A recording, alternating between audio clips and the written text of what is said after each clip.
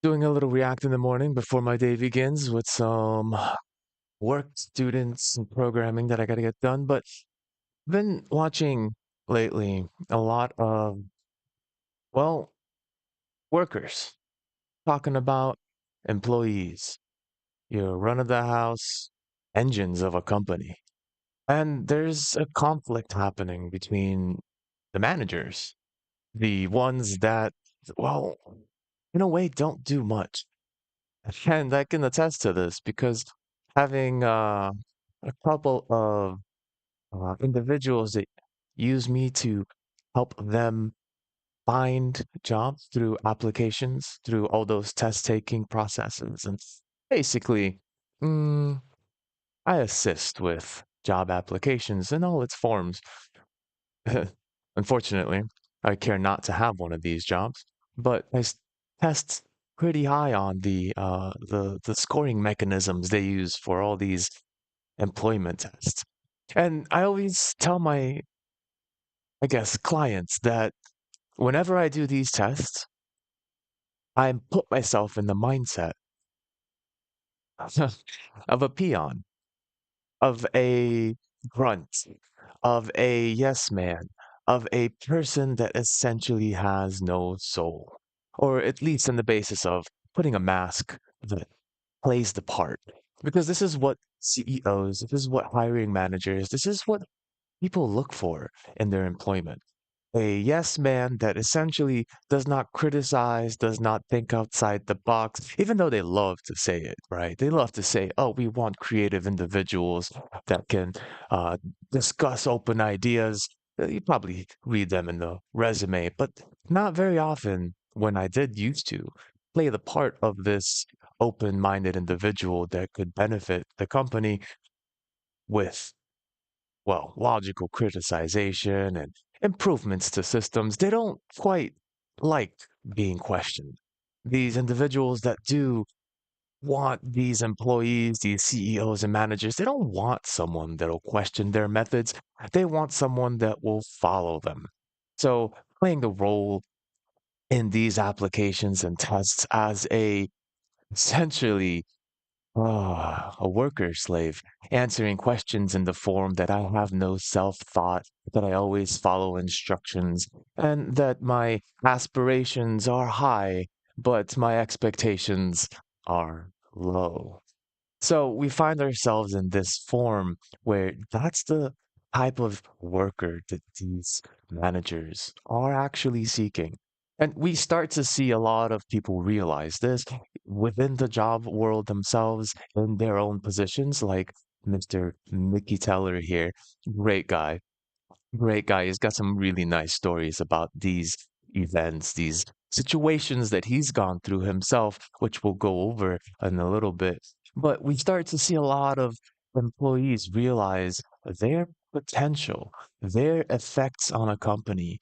And while the CEO and hiring manager and human resources, there's so many layers above the individual worker that basically stunts the growth of that worker, well, they start to realize their capabilities, their work, their value to the company. And we'll start it off here with Mickey Teller. He's going to tell us a little story about one of these situations, and I hope you do enjoy.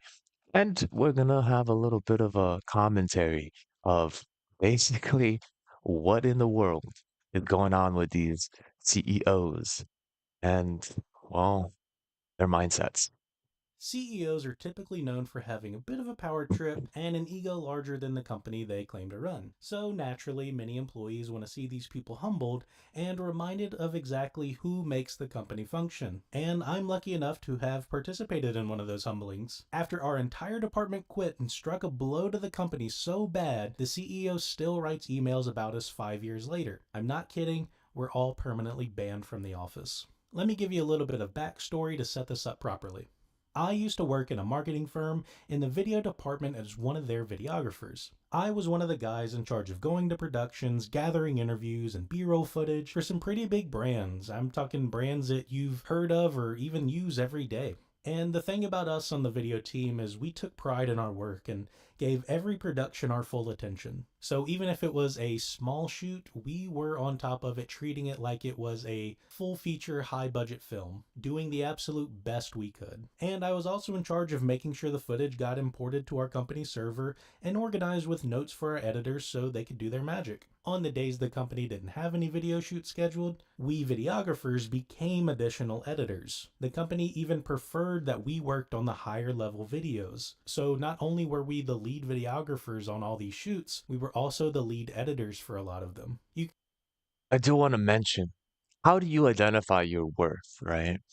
There's this odd phenomenon in working environments where when someone sees the value you provide, they have what they call horizontal promotions. Well, it's an interesting promotion because you don't actually get a vertical pay raise.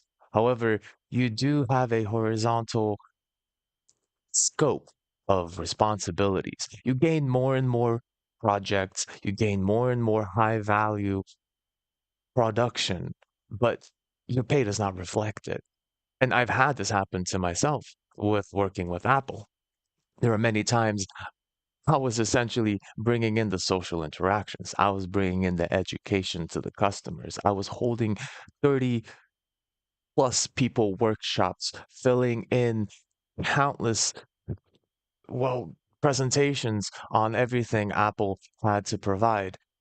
And even on the end basis, as a typical individual that just did sales, I fixed people's computers on the actual floor. They saw the worth. They saw that I brought value, but they didn't want to give me the worth I was providing.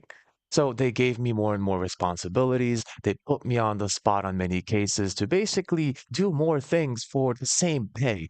And this is when you realize when they are providing you with more tasks than what your original job description basically entails, well, you're probably worth a lot more than what they're trying to say. And this is essentially the problem with CEOs and any sort of management position is they're trying to milk as much as they can from you for the least amount that they have to give. This is a case where the next video after this goes into more detail about work ethic and how our own work ethic to provide and to show ourselves as the best possible worker we can be is actually a bad thing. It creates a bit of a stronghold on our location.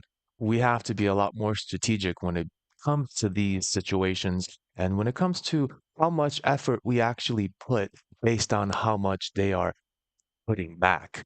So that's an interesting case for the next video, but let's keep going with Mickey here. You could say as employees we were pretty valuable and pretty underpaid. On our team, we had myself, Mickey, hi, Ian, a fellow videographer and one of my best friends still to this day, Drew, a third videographer with me and Ian, and Rob and Christy, two of our producers, Christy also serving as the team lead. I'm the kind of guy who likes to get to work early, and yes, this is relevant. I prefer to get to work 30 minutes early so I don't have to stress in the mornings and I get to mentally prepare for the day ahead. Our workday started at 8 a.m. sharp. Almost everyone on our team got there a little early or right on time. Everyone but one person, Rob. Rob was consistently 2 minutes late, almost every single day. Now, some of you heard that and you may think, just 2 minutes? And that's kind of my thought too. Just 2 minutes, that's not a big deal. But others of you may have heard that and you might say to yourself, well, 2 minutes a day can add up over the year. And you are correct, that does add up. But I'd also like to add that this was the type of work environment that encouraged working through lunch and also working late just to make sure we get the projects done. Oh God, like this itself, when they don't give you time for you. Like, yeah, we're at work, right? We're doing our thing, we're trying to get everything done, but overexhaustion is a case scenario where your efficiency drops. It's almost like this is probably why the whole AI thing is supposed to be such a big craze nowadays, such a huge fad on replacing employment and humans. Because, oh, AI can work 24/7. Can you? No, sure. Also, as we've discussed in plenty other videos analyzing AI's capabilities, they are not the same as us. They are just encyclopedias of information that they can pull out at any time. Yeah, cool. But they still function on existing thought.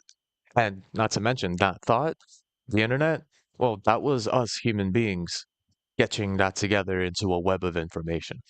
That's the proprietary um, content that we have developed over the last 20, 30 plus years, right?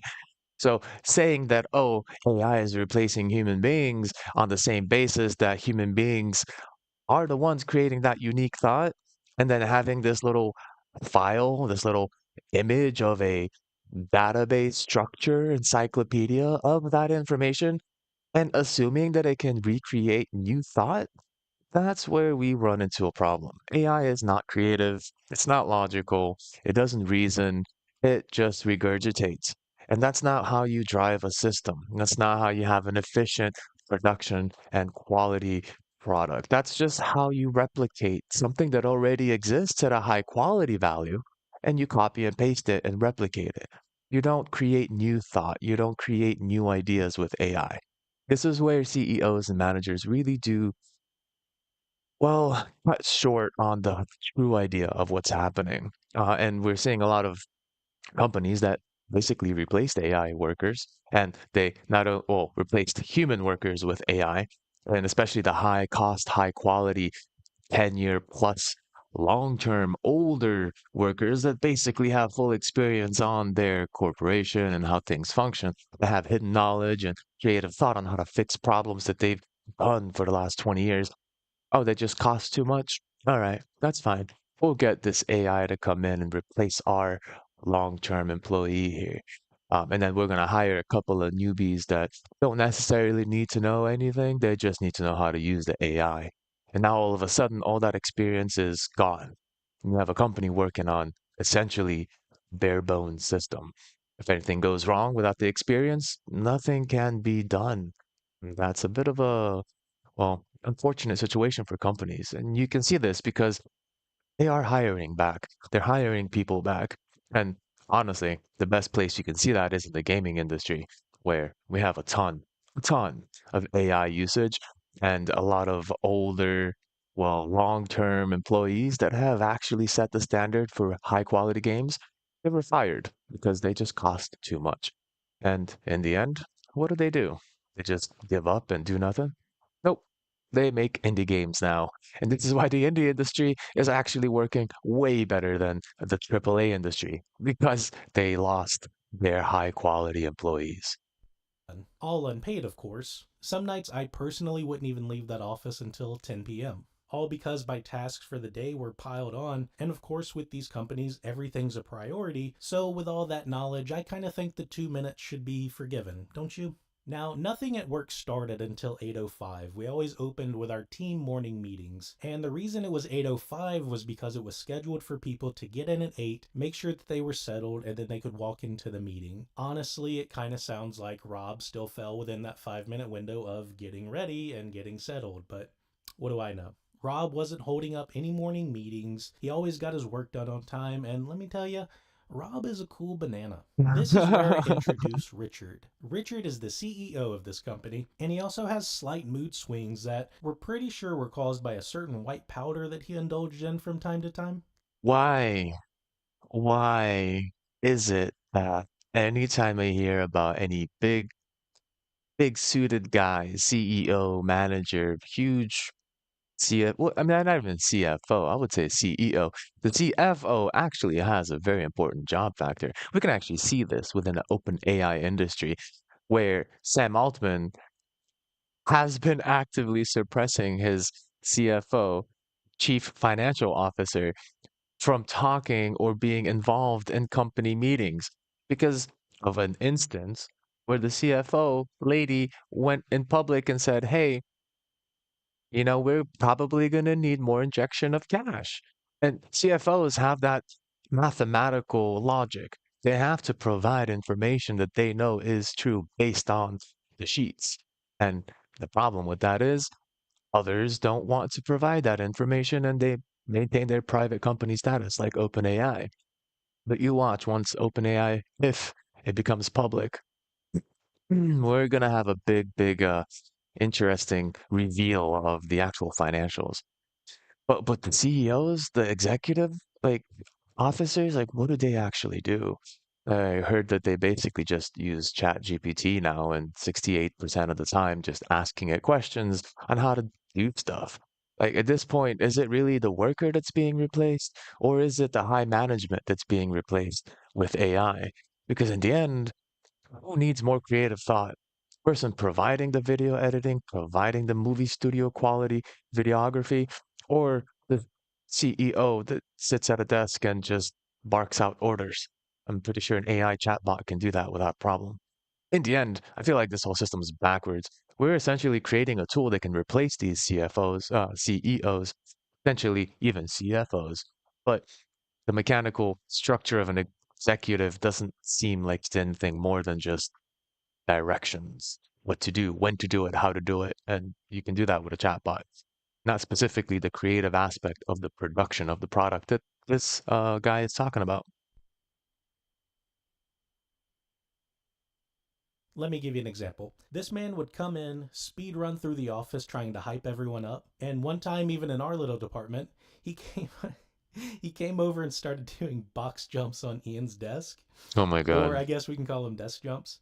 And Uh-huh. proud of it too. Like he is so proud of this. Ian, check this out. Nice. Wow. Yeah. Oh, Check sure. it out. Yeah, that's impressive. You know what that reminds me of? That reminds me of a mascot on the football team.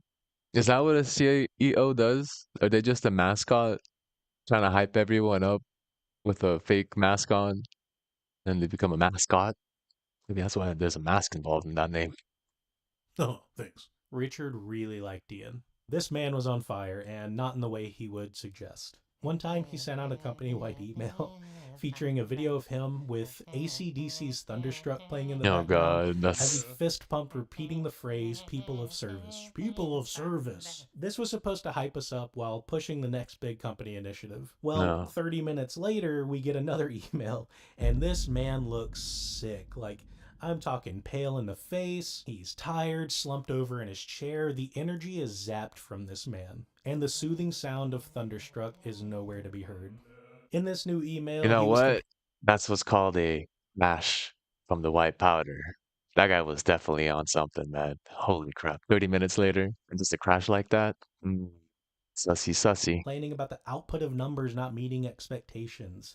He was very aware of this because he had TVs installed all around the office that showed each department and even each individual employee's progress. The next day after those emails, Richard went MIA with no warning that he'd be gone. This man was gone for a week. Normally, you wouldn't really question that. You're like, yeah, the CEO's on vacation.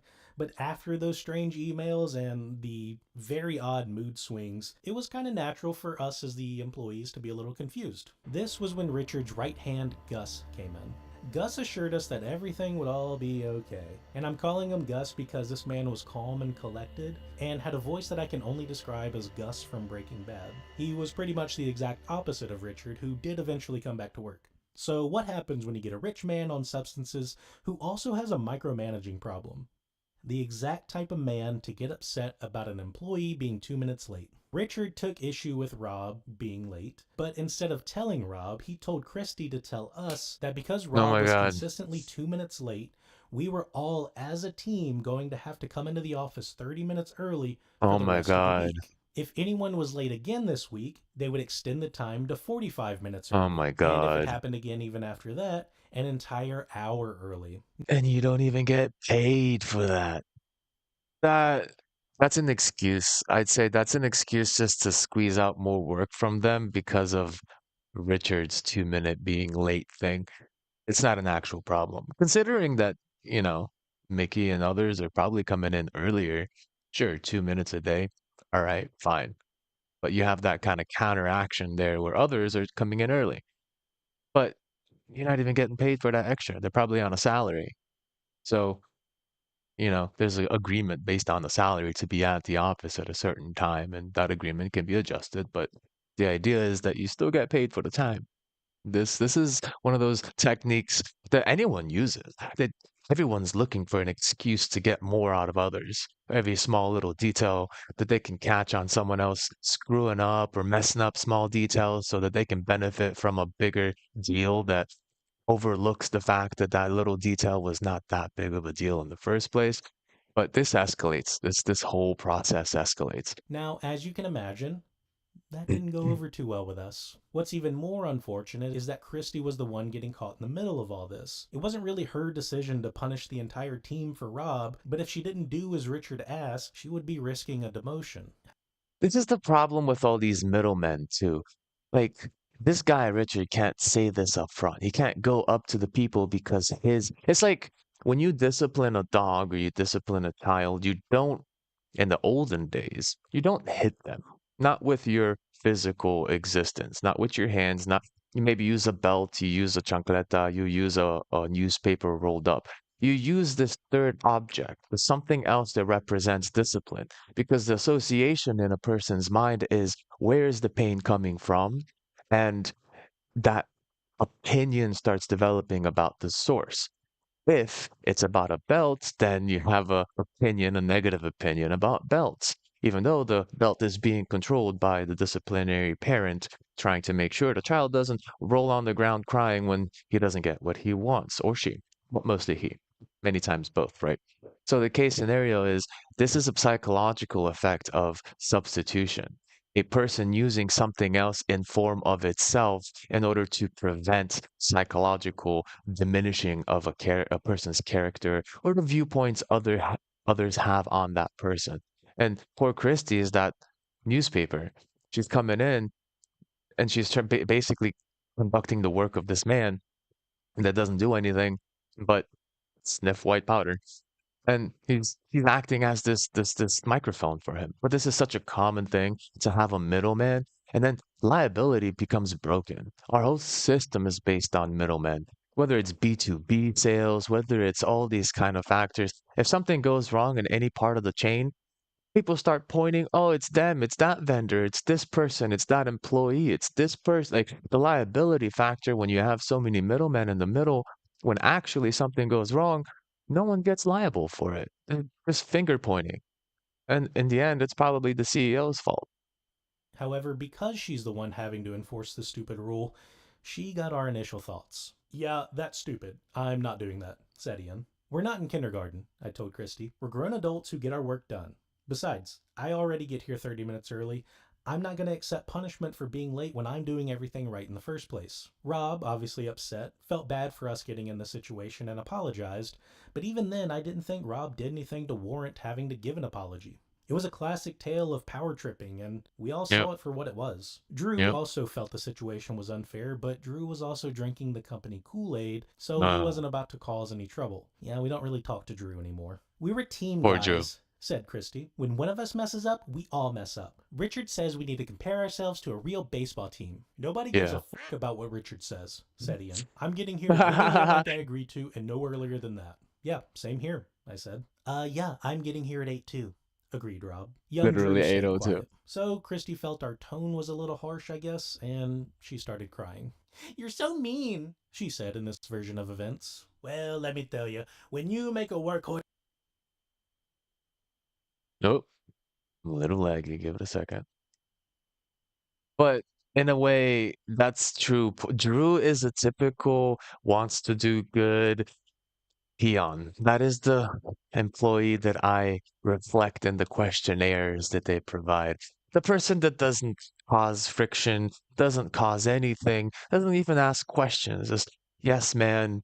Yes, yes, I will do it. Yes. You want me to work extra 5 hours today? Yes. Like that's the mindset that these people are looking for. Drew is the particular individual that all employee or all of these CEOs and stuff are looking for. And that's sad. That's sad that we are really within that bound of being stuck within this rat race. And we don't the beautiful thing about a community is that everyone puts an input. Everyone, regardless of level of intelligence, you never know where a good idea comes from. That's the important factor.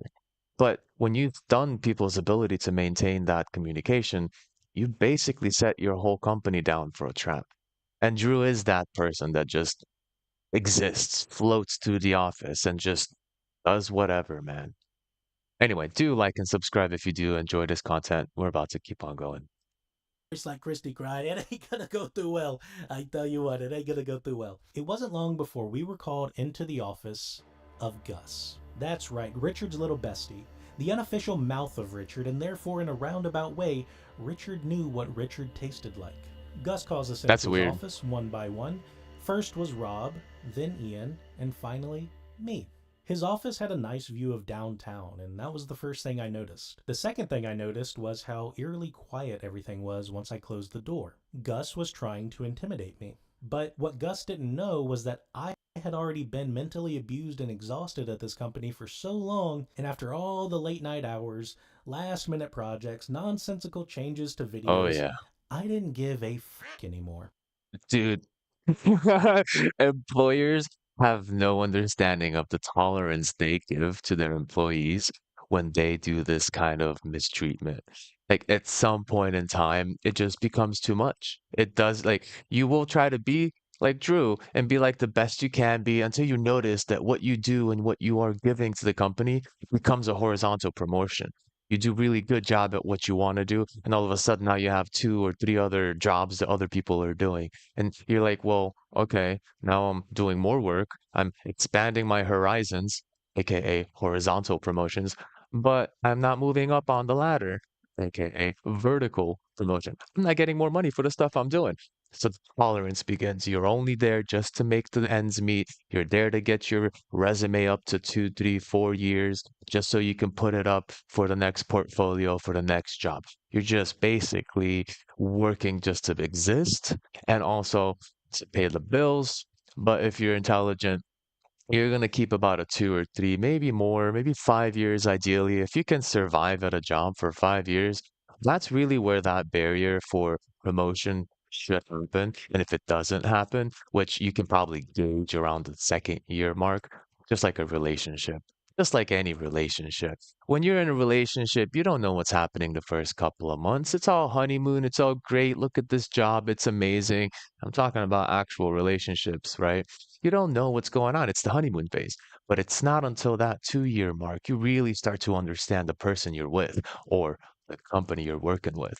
And at that point, you have to make a judgment call. You have to say, well, do I see myself actually getting promoted and going further with the company? Or do I see myself already being used for more work, but not being compensated for the work that I do? If you don't see the compensation, I'd say look for another job.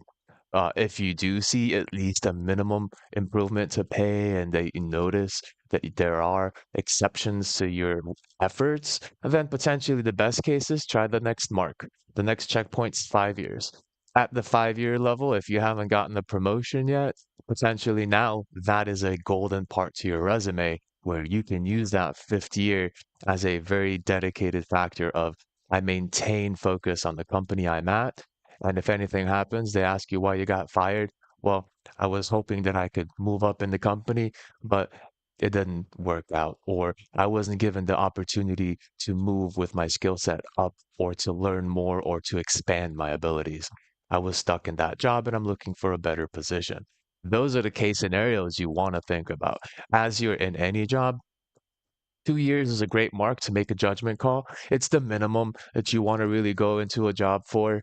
Really, maybe even a year if it's really like a emergency existential, I need to get the hell out of here situation.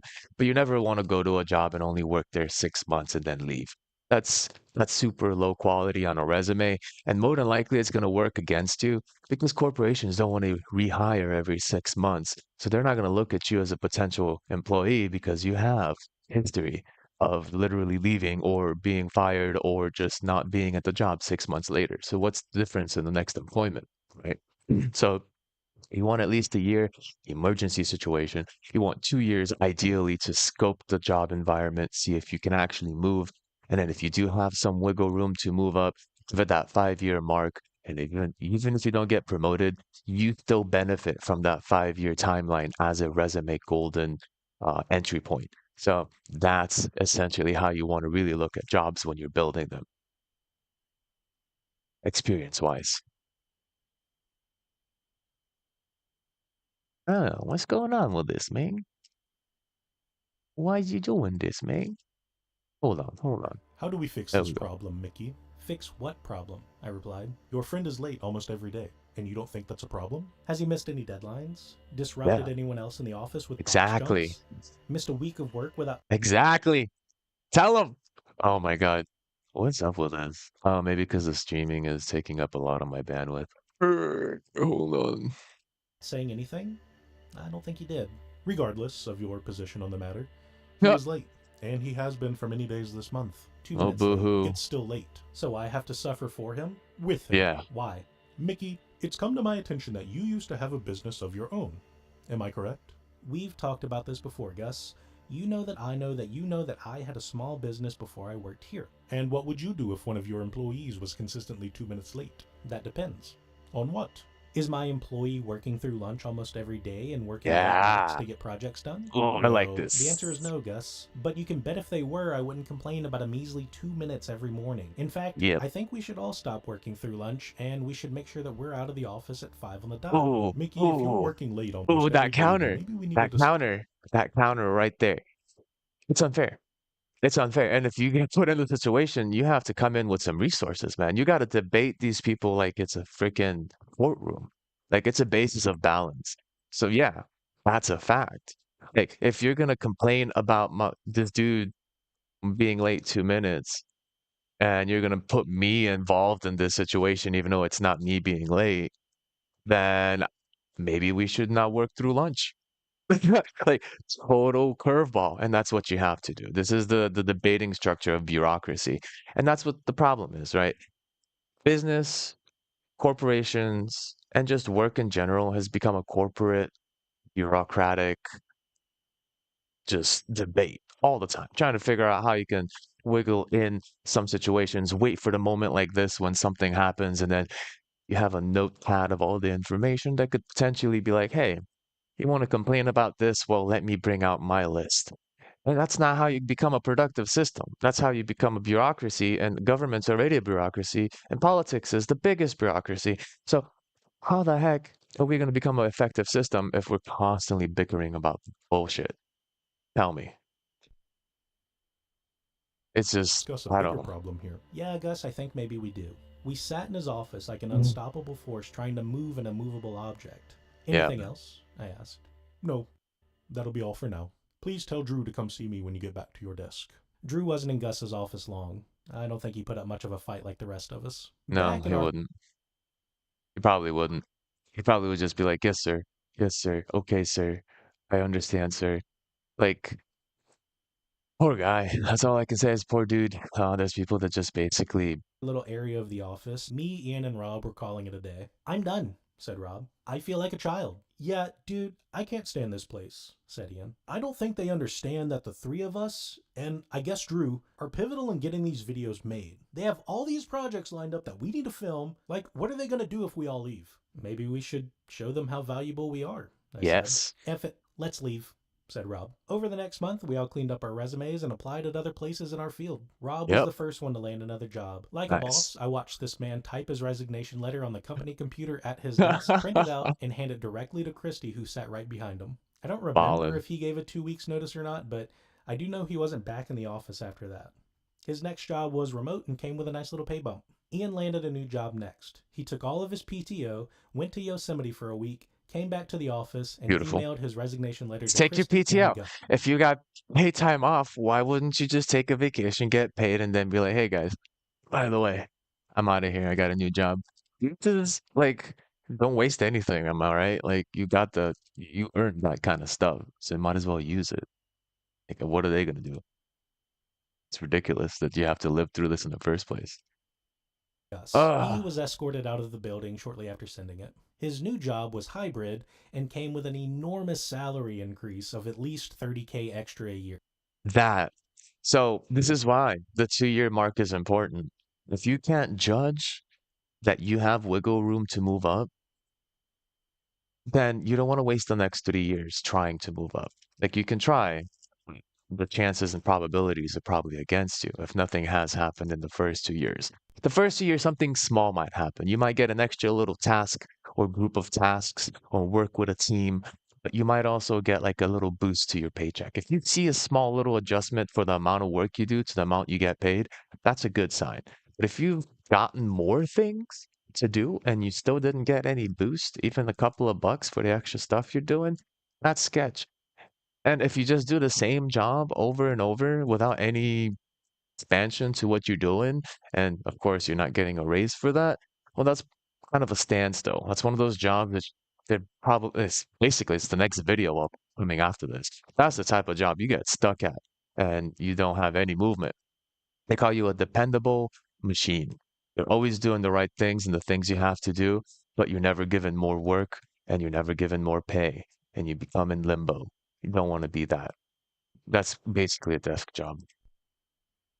So these are the cases I'm that not you going want to to tell think you about. what Ian did, but you've probably seen some of his work on TV. Around this time was when I was in talks with another company. They were strongly considering me for their video team lead position, which came with its own healthy salary increase. Because we pretty much lost half of our small department in the same month, it was just Drew and me going out on video shoots. It got so bad that even Gus himself had to come and help us with a couple of them. We were spending all of our time filming these projects, and hardly any of our time was being devoted to the high level editing they wanted us to do. Yes, they were beginning to feel the consequences of their actions. One Wednesday, I got a text from one of the guys at the new job I was looking into, and surprise, surprise, they offered me the position, making almost $20,000 extra a year. Coincidentally, Gus called me into his office right after I got that text. I stood up from my desk, knowing that I held all the cards because I no longer needed anything from this company. I didn't need their support, I didn't need their health insurance, and I certainly didn't need their money. I had the equivalent of FU money right in my text messages, and it You want to also be prepared. This is the problem with spending everything that you make. If you don't have a backup, you have no power. If you have no power, like basically, hey, what happens if I decide to give a little protest? If you have no ability, you have no real action. You can't do what he's about to do. If you don't have any way to sustain yourself, then you're kind of stuck. So having the ability to maintain at least a side savings to be able to, I mean, this is a pretty risky situation, but they were also all looking for a new job already, right? So and that's the thing. That's the thing. You got to be prepared with such extreme actions. And honestly, they are required in many cases. So be vigilant in your financial structure and your own finances and make sure that you're prepared for any sort of action like this. You don't want to be unprepared and then all of a sudden everything collapses because of an event that didn't really go as planned. It was invigorating. Richard and Gus knew they had messed up, and that's what sparked this little conversation that Gus wanted to have with me. Ah, Mickey, thank you for seeing me, said Gus. This guy's such a manipulator. Like, I know this is probably a stock image. I know this is not his actual face, but I do see exactly what's happening. And yeah, in the tone of voice, this would be the case where being strict and cold in the beginning of the whole situation, trying to get some details going on, like, hey, you know why you're here, right? Like playing the tough guy. And then when you see that something's going wrong and it's going to basically break your company because of an action that you did that was unfair in the first place, and all of a sudden you're like, "Oh, hey, thanks for being here." Like that is just such the I hate the corporate mask. I've always hated the corporate mask. Every corporation I've worked for, I hate the corporate mask because it's false, it's lying, it's basically adjusting to the situation and everything you think. And if you're gullible, and I used to be gullible, if you're gullible, you fall for these people because, like, oh, maybe they are nicer than what they were before. Maybe they were just strict because they had to be, and all of a sudden, this is their true self. No, no, no one knows what their true self is. Probably to the point of even their own family. I've had people and I've seen parents and even relatives of mine and distant relatives, they let their corporate mask fall back into their real life. And then their family gets affected by it because they don't know who the hell they are. And this problem becomes much bigger on a level that you should keep work at work. You shouldn't change the way your family structure is because of your work environment. Problem is, most people are not psychologically capable of creating these two masks and maintaining them in their own separate spaces. So you work for a corporation, you maintain this mask to handle these situations with employees, and you bring that mask at home, and that causes all kinds of problems between the family, your spouse, and everything in between. And I've seen that fall apart real quick. Some people really do fall into this mask and they lose they lose who they are themselves in the real world, but they maintain this mask because it's a daily, continuous habit. And that's the problem, right? Human beings work on habit and we change ourselves with repetition.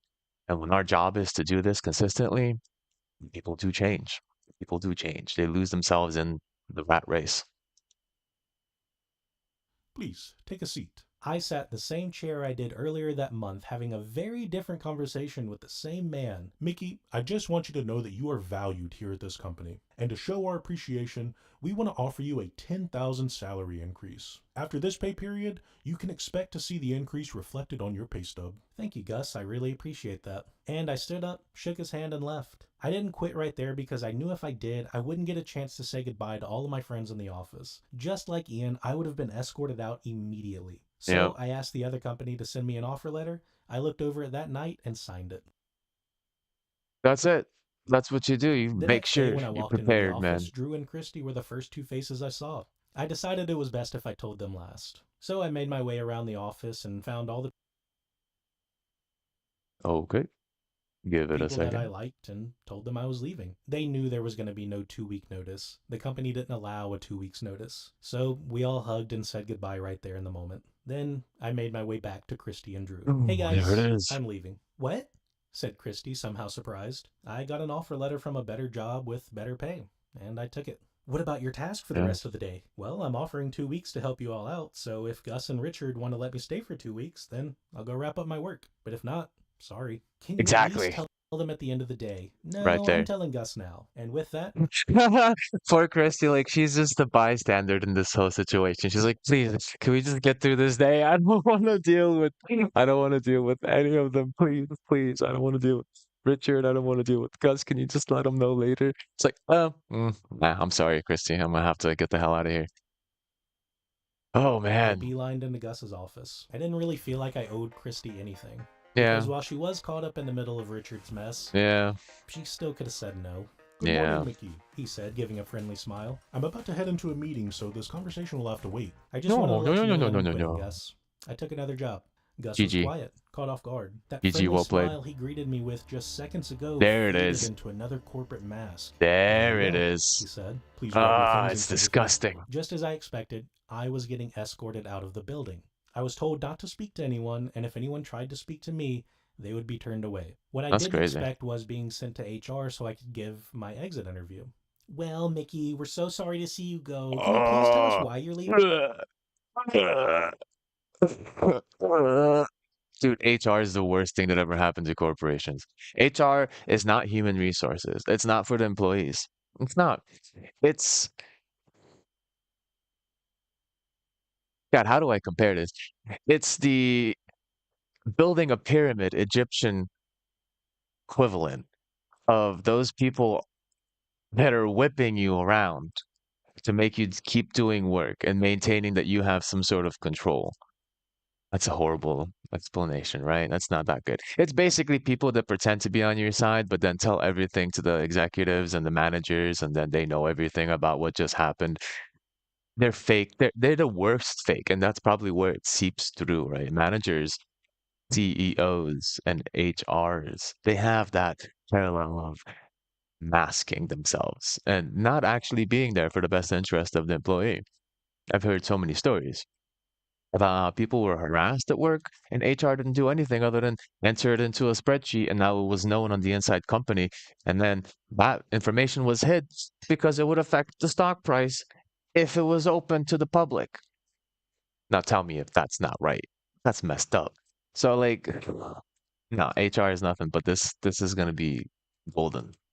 So we can figure out how we can improve? Sure, I said, getting comfortable in my chair. This was more or Yes. less what I told her. I think this place pretends to value ideas and creativity so you can sell it as a brand. Richard and Yes. others have cultivated a toxic work environment that no person should have to endure, and the Yes. only ones who thrive here are the cutthroat sales reps who treat this place like the movie The Wolf of Wall Street. You have a Yeah. team with some of the most creative individuals I've ever met, and they're wasted here. Their hands are tied by a man who literally called this place the McDonald's of video production. The Uh, pay is crap, the hours are long, and I found a job happy to offer me more money with what I can bring to the table, and I found it in less than a month. Above all that, I honestly don't expect this place to even be here in a year. Now I know what you're thinking. You did not say that. That's one of those reflective conversations after you've had the real conversation where you're like, oh, I wish I would have said this.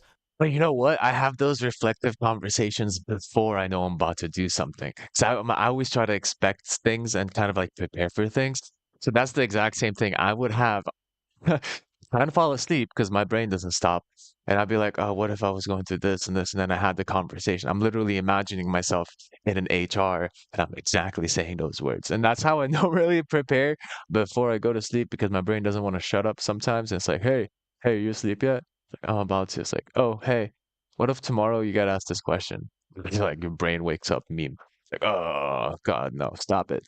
But that would be the sort of reflective thing I would do like on the night before I'm trying to fall asleep, knowing that I'm about to basically like leave the company. But no, I did. I'm so proud of myself. I actually said that.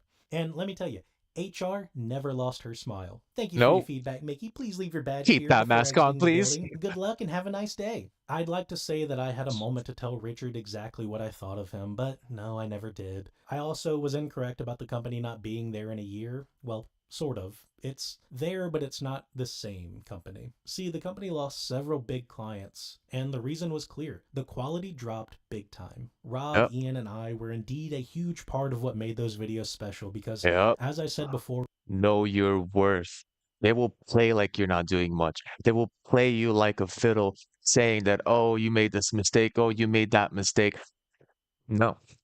If you know how much you're worth and how much you bring to the table, don't overlook it ever. Don't even listen to what they say because they will try and play you like you are nothing, and then they will milk you for as much as work as they can for the littlest pay.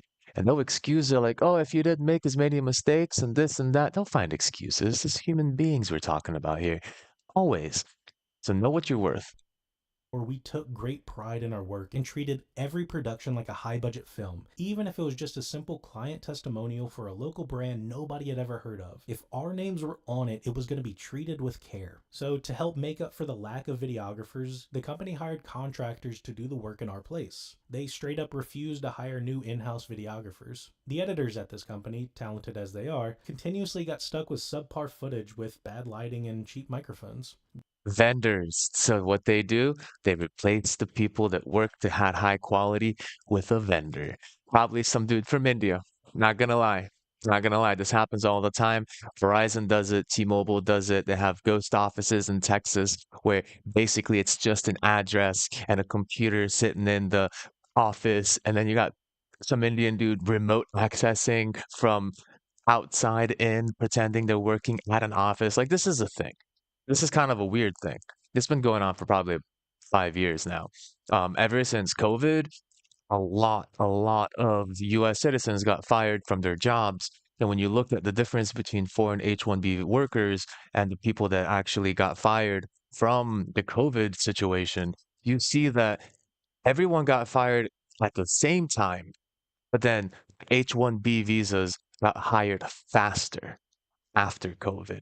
So they were replacing people in that form. And what is the company always doing? They're finding a way cheap labor all the time. So what's the next step? They're going to try and do the AI thing, which kind of cuts off the jobs from the Indian people. I do remember, I think it was Walmart or some brick and mortar stone store where it was a big one. Target, Walmart, something like this. They put these cameras that said that AI was keeping track of what people are basically taking from the shelves, and it's supposed to go through and check itself out automatically once you walk out the door. And they were like, oh yeah, AI's doing it. Everything is AI. A couple of months later, they find out they got people from India watching the cameras doing this manually, keeping track of what people are buying. It's just, it's all freaking, it's all the yellow brick road, man. The wizard behind the curtain. It's all crap. I can keep going on that, but I'm a postpone. The reason the footage wasn't great became obvious when a friend of mine reached out and told me the company paid Hmm. practically nothing for contractors, even on the big brand jobs. And, you get what you pay for. It didn't Yeah. take long for the company to make a hard pivot and switch their entire branding to podcasting. They demoted Christy and, after a year, eventually fired her. Now, Drew is the only one left Okay. out of our old Drew. group, and he's Yeah. running the podcast they do. I Good guess for drinking him. the company Kool-Aid worked out well for him, but Good I for still think him. we got a better end of the deal. I did get my satisfying ending, though, in a way. A few years later, Christy actually hired Ian and myself for video positions at a new company she was working for. The funny part was that this new company had a contract with our old company, and one day we were all attending an event hosted by the old company. The event was in the same downtown building, but a few floors below the actual office. Now, the old company wasn't really present at this event, so we didn't see Richard or Gus or anybody, just one single sales rep. One thing I didn't mention before was that at this company, we won quite a bit of awards for our videos, and the trophies were actually sitting in the office that we used to work in. And we wanted a picture with him. We asked the sales rep, and him not thinking anything of it, led us up to the office, and we took our pictures. We got our photos, and the office security Seems like cameras got AI us is smiling Indians and all having a good along. time in a place You're that no right. longer welcomed us. I found out the next day that the rep unfortunately got into a lot of trouble for letting us in the office. Richard sent out a company wide email, and in the email, he pretty much just said that Ian, Christy, and I were enemies of the company and we were never allowed back in the. That's a personal vendetta. This is a CEO that's probably a freaking, what do they call them?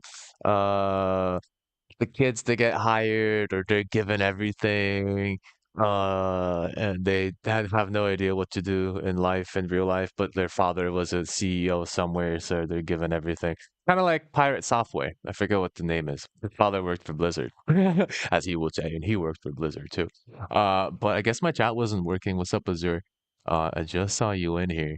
Let's see what you got. And we caught Chris VTubing before GTA. You right. You right. Hold up. Where's my chat room? Where's my chat room? Am I here? Am I here? Am I here real quick? Hold on. Oh, I'm frozen. No, it's not even working here. Okay. Oh, I lost myself. All right. Well, I'm gonna have to figure that one out. I'm still configuring my different screens. Uh, Proprietary corpo is being proprietary. What a surprise. Yeah, dude. The fact that every corpo CEO is Indian. Dude, tell me about it. Like what the oh, like hold on. How oh my God. Corpo CEOs, we've got Microsoft, we've got Google, he's been there for longer. We've got the only ones are like Facebook. Like Zuckerberg's not gonna give his position away. Sam Altman's already a scammer. He might as well be Indian by blood. Um, and I don't say that in any derogatory way. I say it in the exact format that it is. We have YouTubers that are literally seeking out scammer centers, and like 90% of them are in India. Like, this isn't new information. This isn't quote unquote racist information. It's actual factual fact. So like you see that there's so many scams coming from India. It used to be Nigeria, right? The Nigerian prince and all that stuff. Like, oh, give me your bank account so I can send you money or whatever. Now they got real good with it. Still has an Indian CEO. I thought that lady took over the Xbox branch. Oh, wait, was she Indian too? She might have been. Wait, is Xbox actually cutting ties with Microsoft? I didn't know that. I didn't know that. Hmm. I mean, that's the thing in life. Let me see if I can bring this up. Oh, it's already here. I just don't have it in the front. Why isn't my chat refreshing? Well, my chat's over here, but the problem is like you want to be just, you want to be fair, and you want to be a humble person, and that's what we try to strive for. But then that's us. And then there's others that use those people consistently. So it's like a always constant battle of good and evil. Like you want to be as good as you can, but then there's evil people, whether they know it or not, whether they're mentally sociopaths or not. They're basically, oh, there's people that will give me money to pretend to be something. Like, what do you have? Like the OnlyFans fake generated streamers nowadays? Like that kind of stuff, like that kind of sleazy stuff. Like you create an AI model, go on OnlyFans, pretend you're real, and all of a sudden it's some Indian dude in the background, and you're paying for things, and it's not working out very well for the other real human beings out there. Not that honestly, if that whole model falls apart, I'll be all right with it. It's just such a scummy system at the end point. Hold on, I got to figure out why my chat's messed up, but let's keep going while I do that. The doors. I'm barely exaggerating here. All we could do was sit there and smile at the news that we still clearly very much lived rent free in Richard's coked out mind. We even smiled at one point. And that's the story. Coked I out figured my with while dude. my current work situation is unfolding, you would all be interested in another crazy story from a past job. Why is it the CEOs just don't get to like humble themselves and be like, I have a lot of responsibility. I own this company. I influence so many people. I want to do things for the betterment of people as a whole.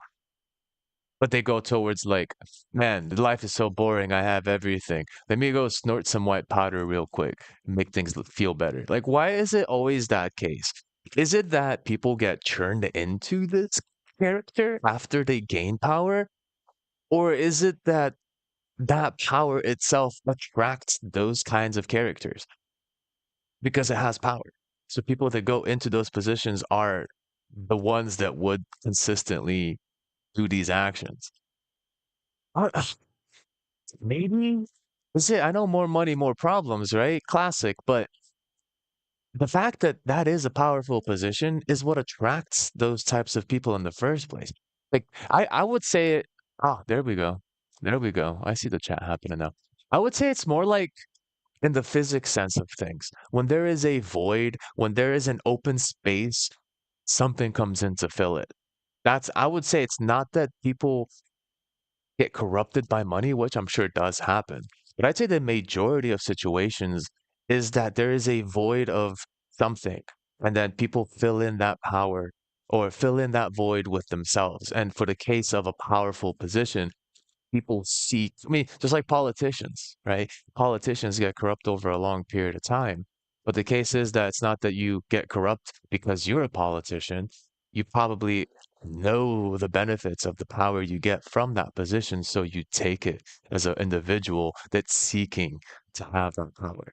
So I feel like it's almost like a void in a place where it holds and attracts horrible people because it provides the power for those horrible people to basically expand. Also, when's GTA 6 coming out? I remember having to present a random they used to give in high school, and half of it was just motivate other students to listen to me. Must be someone giving them verbal vocations for that. Maybe, maybe. I mean, childhood. Childhood gets, I mean, we can expand it all the way to the psychology of how that person grew up with such a power such a want for power in the first place. It could be daddy problems. It could be mommy problems. It could be, I don't know. I don't. I just know that there are people out there that, in powerful positions don't abuse that power. Like think of the people in Steam. I haven't seen them do it. I know Apple is pretty modest, but has been falling down a hole lately. Steve Jobs was a fantastic idol to really look at as an individual. He did also do things, but not as to the drastic effects as other CEOs do. But there's just that barrier of genuinity. Um, that just because it's a powerful position, horrible, horrible people are attracted to that position. So here we go. The next video is actually one that I really enjoyed. In the basis of like understanding the working environment, it's like you want to be a good employee, you want to be, what was it name, Drew? You want to be Drew, you want to make sure that you're giving your all and making sure everything's Gucci and Poochie and you're giving the best of yourself to a company. Sometimes it just kind of doesn't work out for the best of what, you want it to be, at least for the benefit of what you're trying to do. You're trying to be a good employee so you can get a promotion. So here we go. What happens when you're trying to be the best employee possible? By monkey economics. Not being good at your job. Monkey walks through the jungle office, carrying stacks of leaves and papers. Monkey finishes tasks, fixes problems, and helps other monkeys. Monkey feels like everything is going right. But what if doing everything right is exactly what Monkey is doing wrong? And that's what is keeping Monkey trapped? The beginning. Monkey becomes very good at the jungle job, but Monkey makes one big mistake. Monkey thinks working at his job is the entire plan, but not every company works like this. When Monkey does great work, Monkey becomes valuable to the company. Monkey always finishes the work without Boss Monkey watching every step. Monkey also helps other monkeys by solving their tasks. Everything looks perfect at first, but then the jungle system quietly locks Monkey in the same place. Monkey becomes too important to move. Boss Monkey keeps paying leaves for Monkey to stay in the same place. It helps Boss Monkey avoid the pain of searching for another reliable monkey. Finding another reliable monkey is not easy. A new worker monkey can create a risk for the jungle company. If the new monkey does a bad job, it will look bad on Boss Monkey for hiring a new monkey. So keeping Monkey in the same place is the better choice. Boss Monkey is not cruel. Higher branch bosses will ask questions. So Boss Monkey keeps Monkey in the same treehouse job. Monkey completes every task exactly as Boss Monkey asked. Monkey delivers results to the company, makes work easier for many other monkeys. But this will slowly become a trap for Monkey. More work, less pay. The company follows a different path. Boss Monkey keeps Monkey in the same job, but gives Monkey more stuff to do. Boss Monkey smiles and says, "Great work, Monkey," but never gives Monkey a promotion. The work piles on Monkey's desk slowly and grows taller. When the system suddenly breaks, Monkey's boss sends all the problems to Monkey to solve. Monkey becomes a manager monkey. Monkey does two jobs, training monkeys and solving problems, but still doesn't get his role promoted. Boss Monkey also sends angry clients to Monkey to solve, because other monkeys Yay. avoid the problem. Boss Monkey gives messy jobs to Monkey because Monkey stays quiet. Monkey And there's your horizontal promotion. You feel like you're being treated well. You feel like, all right, they're giving me more stuff. It sounds like they're recognizing my abilities. And you're like, wait, all right, let's go. Let's do it. Let's do it. I'm gonna put in my all. And you start working real hard at the job. And then what? You just keep getting more stuff. And you're like, wait a minute, but I still get paid what I got paid 2 years ago. Why am I doing everyone else's job now? That's the problem. That's the problem. The problem here is that we don't get to basically make that judgment call. And what is that about? All right, cool. becomes the monkey everyone calls when things start getting messy. More messy Mm-hmm. problems begin to pile up on Monkey's desk when Monkey gets too good at his job.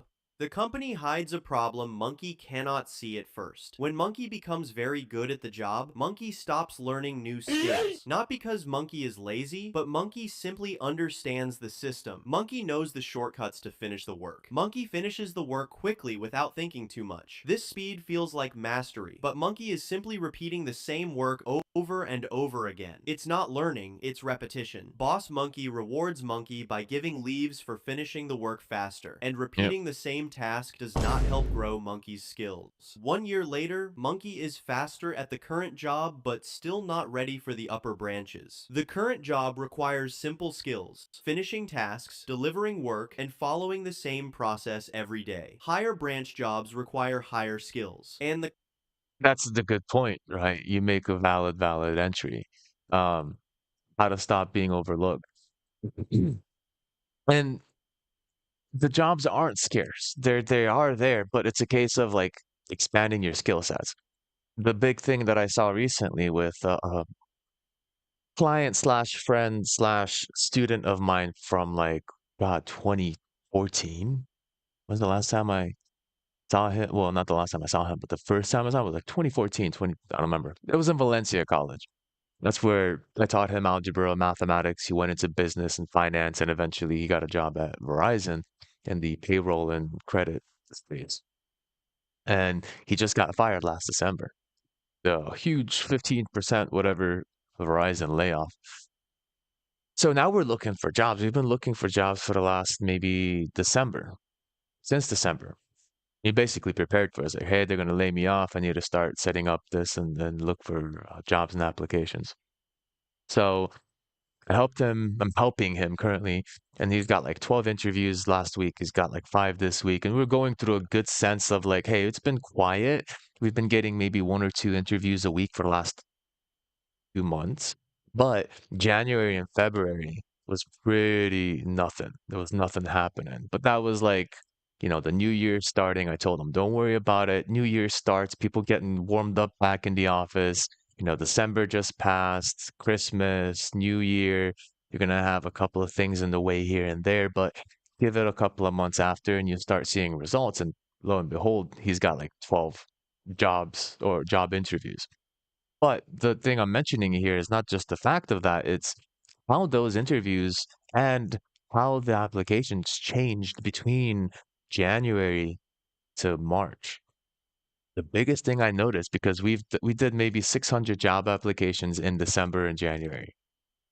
After that, it moved to this weird case where I saw new requirements that weren't there before. SQL, Python, even R programming was in the list.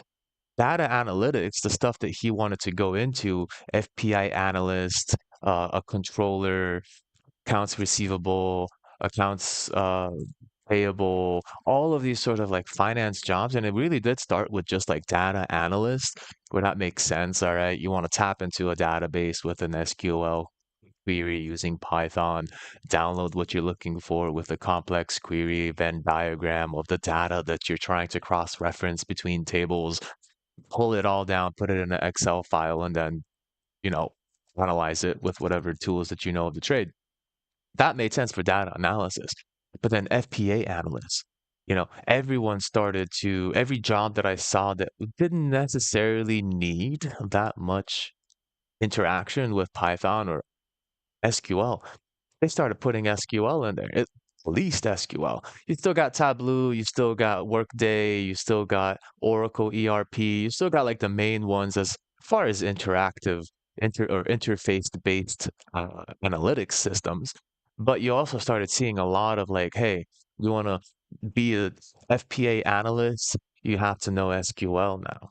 Yeah, like you want to be a manager, you need to know Python and SQL. And then sometimes I would look at it and it would be like a finance economy bachelor's. And then like during that March progression, I saw computer science being added to all of these jobs. Like, oh yeah, finance, uh, business, economics, and computer science and info technology. And I'm like, wait a minute, that's a huge jump. You've got people avoiding complex systems because they wanted to do business. They didn't want to do programming.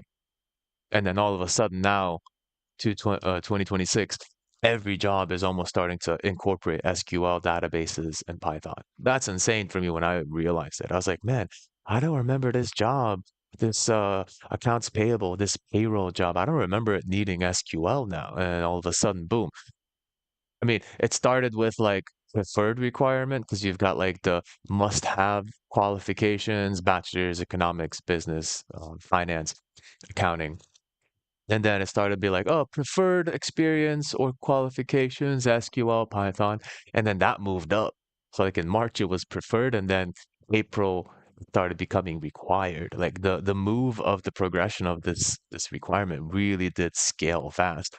So nowadays the movement up is gonna have to be, if you're in the finance space and probably a lot of other places, there's gonna be some knowledge of programming, some sort of automation system where you can apply scripting, not necessarily programming like C, C++, but definitely scripting in Python to basically manage a workflow quickly and efficiently, because they're going to hire people that know how to do that because they're looking at, unfortunately, everyone's looking at timelines, and efficiency comes with making those timelines happen faster. So they're going to prefer the person that does a Python script to manage everyone's payroll versus the one that goes through an Excel file sheet one by one and does it. Fortunately, if you mess up your script or something bad happens and you use AI to vibe code it, you might get errors and you might pay an employee a little bit more than what they're supposed to have. But I guess the alternative is employee with dyslexia that moves a zero or one in the wrong direction and accidentally flips some numbers around and then still pays an employee a little bit extra than what they're supposed to make. That was a weird progression that I saw this year live because we're still doing applications. We're probably at like 5,000 applications by now because we had to pump it up. We were doing like 30 a day. Let's say we do 30 a day and we maintain that process because we used to do actually like 200 a week. But 30 a day, let me do a calculation here. 30, we do 30 a day times 7. Now, if we're still doing 200 a week, that's 4, then times 4 months. Yeah, yeah, call it between 3,000 and 5,000 applications. And we didn't start really hearing back from employees until recently, at least on the huge scale. We're seeing like a ton of calls. He's like he's exhausted from taking interviews, basically. You got to talk. Microsoft talking about finally changing to a zero bloat OS solution, Windows K2 incoming, but I still don't trust them. I don't trust them. I don't trust them. I they said they were going to remove Copilot, but they play with words. They removed the word. They kept it everywhere. So I don't trust them. I don't trust that they're going to do that. If they really wanted to backtrack, go back to Windows 10, bring that back, and hell, back to like, yeah, I don't know, 7, 10. If you were to take one Windows and make it like the one that they would just hyper focus on to optimize, which one would it be? I'd say 7 or 10. I wouldn't go so back as XP though. I think XP still was like a old architecture. It was well written for its time. But I feel like 7 or 10 really does come in with a good balance of features, technology, innovation. I mean, deep bloat, like I would take Windows 10 and then deep bloat it though. That's the only problem there. I would avoid 8. Someone said there was like a Windows 9, which was like a custom version of Windows. Hold on. When someone actually debloated it, modified it, and there's something, let me see, Windows 9? Let me see what that was about. I never really got to see what that was about.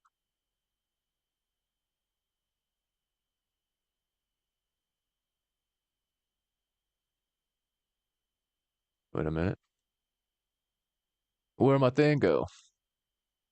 Where my studio? Where my studio? Wait, we have Start OS. Who needs Windows? I mean, we have Lindos. Have you heard of Lindos? That was a pretty cool one. Start OS. I haven't heard that one yet. Let me check it out. Windows 9, Microsoft free download bar archive.com. I think I might download that. Let's see. It looks so nice just by itself. So Windows 9, what was changed in all version? Added Japanese. Mod was rebuilt on newer W9 TP builds. Installer has been updated. About the ZPC settings and UPC. Da da da da da. So here, go to archive and find Windows 9 up there. That's pretty cool. Linux? I haven't heard of Linux.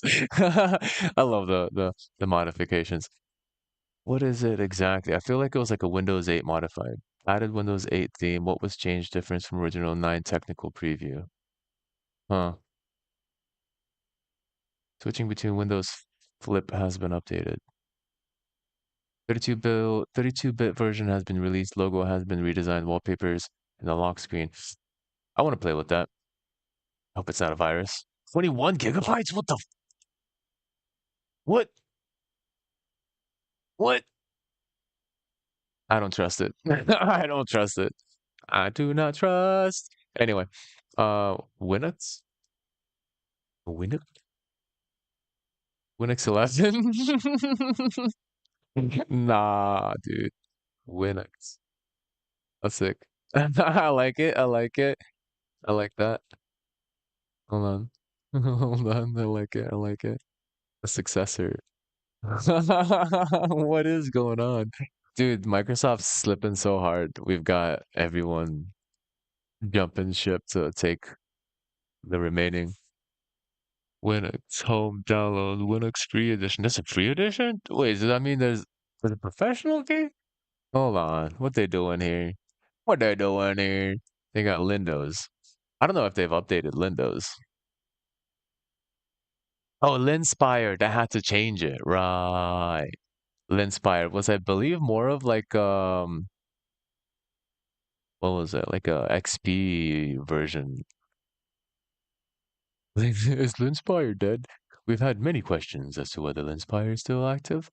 It is. When 14 service pack, they're working on the service pack modulation was released, we said that we were changing development time. Okay. What did it look like? I forgot. I remember installing it once and playing around with it just for the funsies. Give me the screenshots, man. Oh yeah, there it is. There it is. Looking like your typical XP, man. Oh yeah. Basically like an XP. Hey, I said open up a new tab.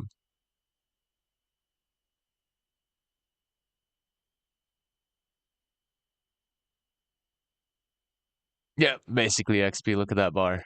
Look at that bar. Look at that. I mean, it's not like you can't do this with like customization on any window Linux system, but they got the My Computer down. They got that down. So yeah, they got plenty of options, but I don't know. I don't know. At this point, you don't even have to pretend that you're using Linux or Windows version of a Linux. You basically just give yourself a good Linux system and call it a day. Don't even pretend it's a Windows, man. You got Proton. You don't need to pretend. All is well in the neighborhood. Tried Linux works well. Even Fortnite works for some reason. What do you mean? Fortnite has that kernel lock thing, ain't it? Oh, that's weird. All right, that's crazy. Hold on. All right, let's do the monkey. Let's keep going with the monkeys over here. Monkey's jumping on the bed. The company doesn't teach Monkey these higher skills. Boss Monkey assumes Monkey will learn those skills after the promotion, but the promotion only happens if Monkey can demonstrate Oh, those higher I'm sorry. I have to pause it already. Those jobs where like, oh, you need 4 years to get into this position. Experience. There's a couple of these. 4 years experience to get this position. But you need the experience to get the job that requires the experience, but you don't have the experience and you can't get a job because the experience requires that you get it from the job that you can't get. What? They literally require things that are impossible. And this comes in one of the different case, the programmer case. You need to learn, what was it? There was a language or a framework that literally just came out a year or two ago. And then they put like, yeah, you need to have 10 years experience in this framework. So you know either people making these applications are completely ridiculously dumb. They don't deserve the work that they have because they're not even doing basic research on whether that experience makes sense. Or it's again always a case of like stupidity versus malicious intent. So that would be the the stupid intent. They're just dumb. They don't know how long this thing has been around, and your typical requirements are 5 to 10 years. So they just automated the application. The actual evil malicious intent is that they will put that up there. They will make sure that no one can qualify it. So they never have to drop that job down because that adds to the statistics of the overall economy that there are so many jobs out there, you guys. Everything's fine. So there's like always a two-sided coin of things. You know, either they're really stupid or they're really evil. It's really hard, man. It's really hard to judge these situations. People, man, what do you do? skills. Boss Monkey writes excellent work on Monkey's performance report and praises Monkey for always delivering work on time, but never mentions promotion. One day, a I like higher that part. branch job That's cool. opens, but Boss Monkey chooses another monkey for that role. Monkey's report doesn't show higher job Been skills, there. but the company tells the same story. Want reliable worker monkey. Boss Monkey chooses worker monkeys Been based there. on future risk, not work speed. Monkey spends all energy being good at the wrong thing, Yep. getting stuck. When Monkey becomes excellent at the job, Boss Monkey keeps Monkey in the same job This is range. the problem. Time passes, and now Monkey knows. No, you do not want to be stuck in a company for 14 years without any movement, dude. That is the worst. I mean, it's great on a resume, but also at that point, if you do decide to leave and go to another job, and they'll be like, "Oh, you've been at the same company with the same job for 14 years?" Like, yeah, I'm very dedicated in my job. Then you'd be like, what are they thinking about, right? They're thinking, he must have just been mediocre. He never got a promotion. He never did anything to go forward. He basically just did his job, and that's why he didn't go anywhere in 14 years. So it doesn't sound like it's a good fit for our company. That's what's going on in the hiring manager's head. So you let yourself down to be in a company for 14 years without even a hint of a promotion. At this point, that's on you, man. You never do that. You got to maintain that 5 year cycle. 5 years here, 5 years there. 5 years here, 5 years there. At that point, you can have experience in three different jobs. And what the fact is, like when you do switch jobs, that experience becomes valuable to other companies. They're going to give you more money than the job you came from. So waiting for a promotion, worst thing you can do.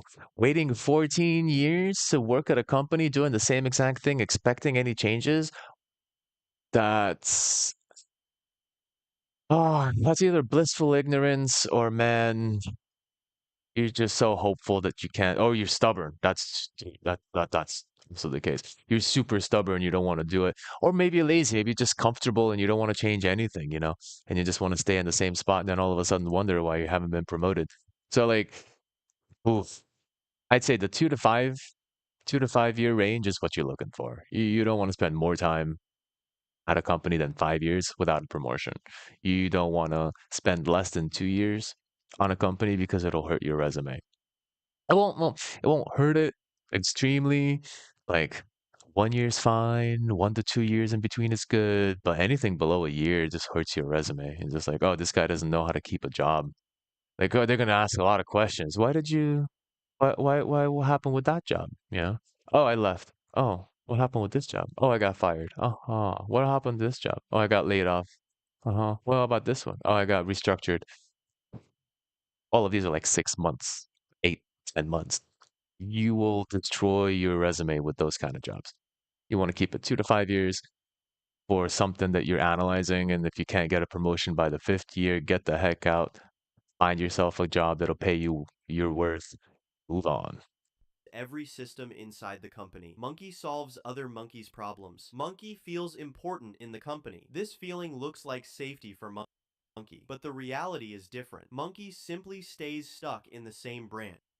When Monkey becomes too good at the job, other monkeys see Monkey as the branch itself. Other monkeys cannot imagine Monkey working on a different branch. Monkey's name comes up in meeting rooms with only one description. Monkey becomes Excel Monkey, Operations Monkey, Yep. or problem-solving monkey. Once the Yep. company label sticks to monkey, other monkeys will only remember monkey for that. Mm, Many Yep. monkeys run up to monkey for help just for that thing. Monkey Yep. feels recognized at first. Later, monkey becomes the monkey who only handles that one job. Monkey continues doing the same job. Monkey's label becomes stronger in the company. When time passes, the boss monkey sees that the label they gave to the monkey was right, and there is no need to change Monkey's role. Monkey's Yep. potential disappears in the company's story. Monkey becomes the only monkey who handles that one task, and changing roles becomes extremely difficult. Sometimes Monkey leaves the old company to grow. Sometimes Monkey stays because the company is not bad. The company decides on the monkey identity, but when Monkey joins a new company where there is no label, it's a lot easier to grow out of the old role.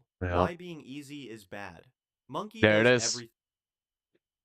You basically don't want to be a pushover. That's the problem. We want to all be good people. We want to all have the good intention that those people around us, family, work, friends, all have the best intentions for us. But in the end, it's they have the best intentions for themselves. You just can't escape that fact. Especially in a corporation, that's higher than true in those situations. You just want to make sure that you put your foot down when you can, learn how to put your foot down, learn how to be assertive. You don't want to be a constant assertive person. You don't want to be a dick about it, but you got to make sure to protect yourself and your interests and just maintain the type of focus that you can say, I gotta maintain my own self-worth. Like I can't degrade myself with other people's interests and basically putting myself down in a way that just makes you feel like you're not worth anything. You don't want to be that. You just want to, how do I motivate people to fucking fight for themselves? You know what I mean? Like that's the problem too, because we get put down. Parents put us down. Teachers put us down back in the day. Employers will put us down. They all put us down for a specific reason. Either it's a psychological reason to feel above another. An employer will do that so that they make sure that you feel like you're getting paid the right amount for the work you do. That's why you got to self-analyze and be like, how much am I actually contributing to the system with my work? And is it worth the money that they are giving me? And then answer your question for the first 2 to 5 years. And then you're looking for, hey, are they promoting me or "Oh, I need to get the hell out of here." Like that's what you have to do. But some people, man, they get comfortable and they just want to keep doing what they're doing and they get stuck and then they don't know their worth and they get used. Oh, I hate it so much, man. It's unfortunate. Right. Arrives early every morning and completes every task. Monkey carries tall stacks of work papers across the office branch. Boss Monkey gives important tasks directly to Monkey. But that's the problem. Boss Monkey Oh, manages those Monkey with fucking no weird ass effort sound and effects, dude. never feels pressure to Wait a minute.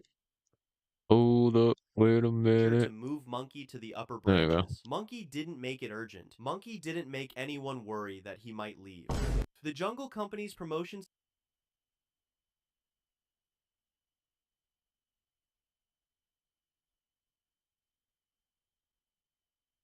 I mean, the video games concept there is true. We've essentially been taught. Why do I get stuff with my internet? Why is it just so off and system on works right now? differently. Boss Monkey The video game concept is we're learning strategy as we go. This is like playing chess. Like if you're ever in a situation, you can say, "Oh yeah, chess is just a game." Yeah. Well, why is it such a popular, huge competitive game that you're using your mind to put yourself against another person? It's the strategic way of understanding how systems work. And with simulations nowadays, there's electrician simulator. I can modify electrical wiring based on a European standard with lights and TVs and wall wiring, everything that would be considered a standard learning process in the actual certification of being an electrician in a Steam video game, quote unquote video game. So like video games aren't Mario anymore. They're not Sonic running in a one direction. They're simulations of constant inputs that we can have. And the best way to fight back has always been video games. They used to teach us how to win the unaccomplishable, facts, facts, the impossible. It's the case of, and video games give us the ability to fail. That's actually the key. Video games give us the ability to fail, to get frustrated, to notice when we're losing focus, and then realizing that that same loss of focus from failure is detrimental to our growth, and then overcoming that with constant hyper focus and understanding of the situation so we can better future tasks to be more successful than the past failures. That's what it teaches us in a basic video game strategy situation. StarCraft, Command and Conquer, Spider-Man, Web of Shadows. Between good and bad and evil, let me show you. Yeah, I don't know. Is that the whole good and bad and thing? I don't trust that from video game content. Anything philosophical, I probably trust it from like old books. Nowadays we have a weird twisted format of philosophy, and I wouldn't trust a philosophy from a video game. watches Monkey work every day. Higher boss monkeys on the upper branches never see Monkey work. And the giant boss monkey, 2 levels up, The sitting at the big top boy. of the company, definitely does not know Monkey exists. Nope. Those high branch bosses are the ones who decide on Monkey's career. Boss Yep. Monkey doesn't give promotions during report meetings. It happens when Boss Monkey sit What's around a up with table this? talking about which monkey is ready for the next branch. I think I need to Boss monkeys close down ignore some stacks stuff. of work reports, but listen to rumors about monkey performance. No boss monkey counts how many tasks monkey finished. Boss monkey asks one question: which monkey feels ready for the higher branch? If no other monkeys talk about monkey in the meeting room, monkey disappears from the promotion story. Yep. You What got to put actually yourself in works? there. You got to walk into that meeting room and be like, "Hey guys, let me tell you about what we went through." But that means you probably got to learn some skill sets to analyze and show the data information. And at those levels of the higher end of analytics, it goes, you've got your FPA, financial planning and analysis, and you've got the FPA manager that does the presentations, and you've got your CFOs above them. So you got this hierarchy you have to keep in mind. So if you're an FPA or you're just a lower in the company, you got to move your way up and be like, "Hey, I got a perfect way to present this information," and you drop in there and present that information out of the bat. You want to be known. Some monkeys climb to higher branches because they clearly say their goal is to climb to a higher branch of the company, instead of staying on the same branch forever. Those monkeys explain growth calmly. This makes Okay, fine. The higher authorities are the ones that basically behind anything. And that's just the common sense of human beings are behind the detriment of bad events. But it doesn't expose the fact that we've elected those human beings, does it? It doesn't expose the fact that those people that make those judgment calls are the ones that have been fooling us with commercials and voting. It doesn't expose the fact that the people that essentially are being blamed in the video game are not, they don't have a backstory. They don't show where they came from. It doesn't show how to actually fix the problem. It just puts blame. So like in a way, I get it. It's exposing the issue of the city that happens with the, the evil ones are behind it, the authority, higher authority is. But it doesn't describe the fix. It doesn't talk about the actual. It puts you in a fantastical superhero character that overcomes authority, but doesn't actually tell you in real life, yeah, okay, we've identified this as the issue. How do we do it in real life? We're not Spider-Man. We can't do webs. We can't do anything against the higher authority, especially as time goes and we don't act on refreshing our Congress and putting term limits and kicking everyone out of politics and refreshing our system. Time is running out. We're going to have less and less of that ability in the future. Like, ever since Citizens United, it's only been downhill hill. It doesn't teach you that stuff, right? It just kind of puts blame. So I get it. It does identify the blame, but it's also like 5%, 10% of the problem. The real problem is the people that were put there. And unfortunately, we put them there because, well, they told us one thing and then they did another. Wow. That's a fucking story for the centuries, ain't it? Like politicians basically do this. It's hard to figure out who's who and who's what. So like maybe the overall endpoint is to cause a little chaos in the world to stir up these politicians out of their little holes, right? But, you know, a seed is enough to grow a tree. Yeah, that's true. But that's also like it's a vague seed and people will just it's like a Bible. Bible gave the seed of good, right? Bible gave the seed of what is good and what is bad, and people now interpret in so many different ways that that seed grew into a forest of countless opinions and countless religious opinions based on a typical structure of whatever. You can talk the Abrahamic sides and you can talk about the Christian sides and whatever. But a seed is one thing, it's to guide the growth of that seed that makes the situation better. So maybe we can guide it forward, we can identify it, we can learn more about it, but we shouldn't leave that seed on its own. We need to continuously analyze the growth of the seed and see exactly what's happening, you know? Yeah, exactly. I mean, yeah, exactly. I mean, think about what's happened in the past in the Bible. You've got the golden calf. They were praising the golden calf, an object, an animal, a golden object.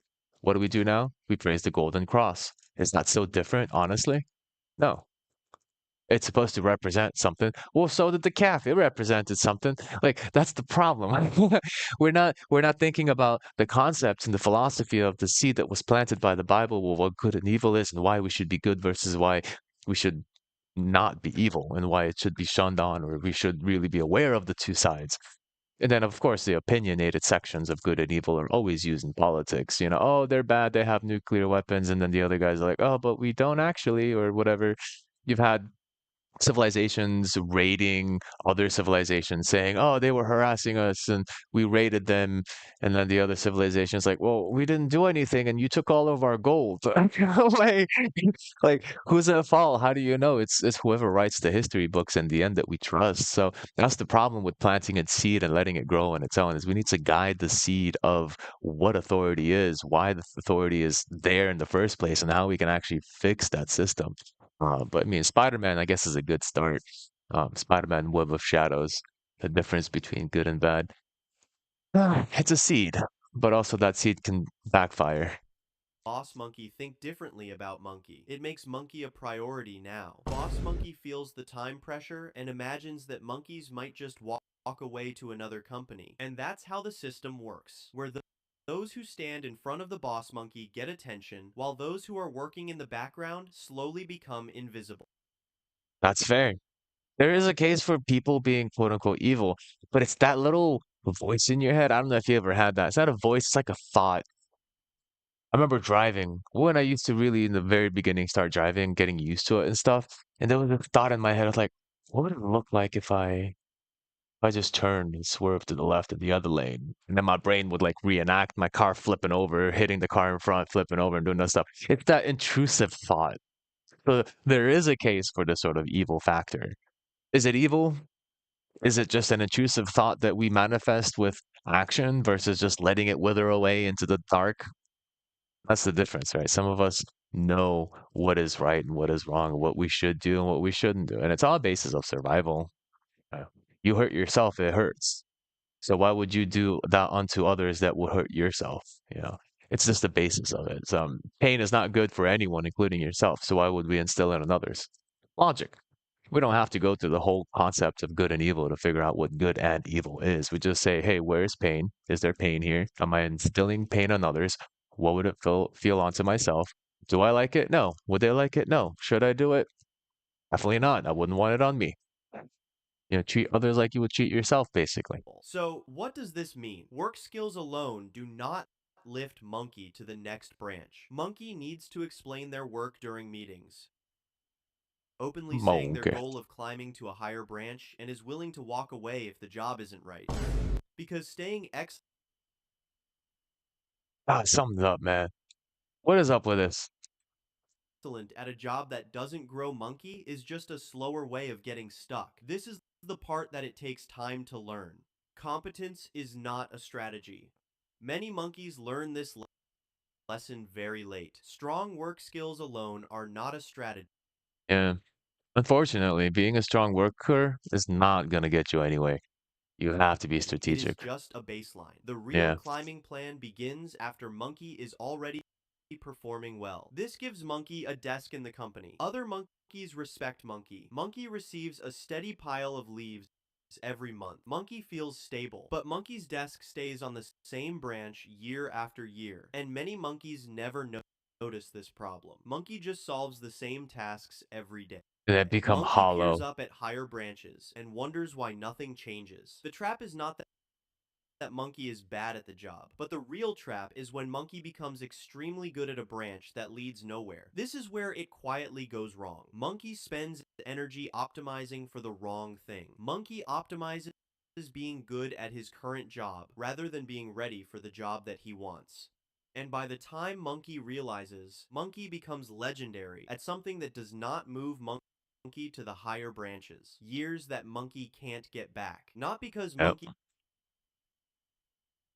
does not fail, but because Monkey became successful on the wrong branch. The ending. Monkey becomes excellent at the same company. Monkey pats Monkey on the back. Monkey feels safe, but the branch above stays out of reach. Monkey does the same tasks every day, feeling like he is building a career, but Monkey is slowly building himself a comfortable place to stay still. Yep. Yep. That's the problem there. Hold on.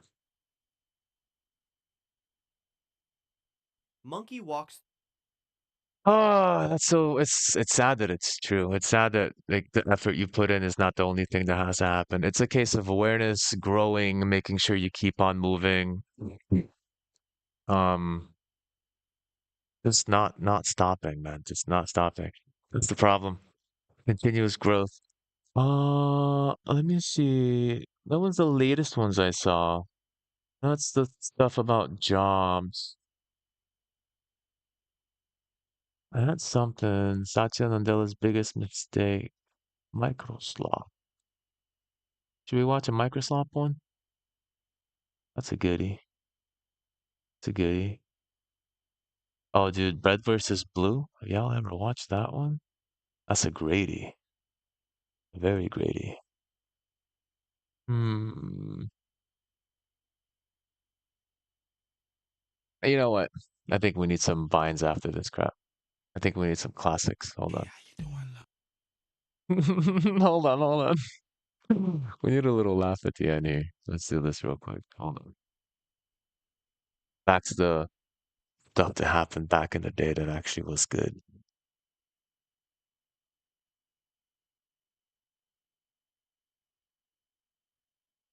Ooh, look at that effect. Isn't that cool?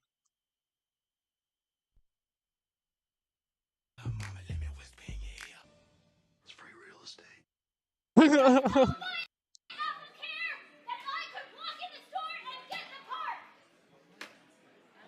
Stopper gives you all your daily nutrients, like 0 grams of trans fat, and oh my god, cholesterol. Oh my god, cholesterol.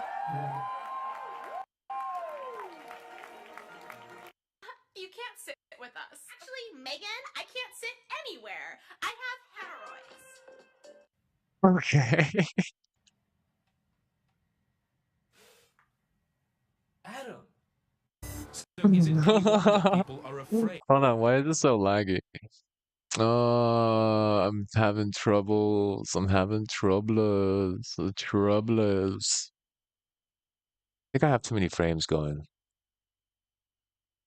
Too many frames. Too many frames. Ethernet. It is connected. Good. 25 mega. Why are you going so high, man? Nothing's open. Shouldn't have this open, maybe. Close out all. Oh, maybe this too. No? Maybe. Didn't change much, but. Of technology. Technology! Airborne prank. Did someone say something? Grandma.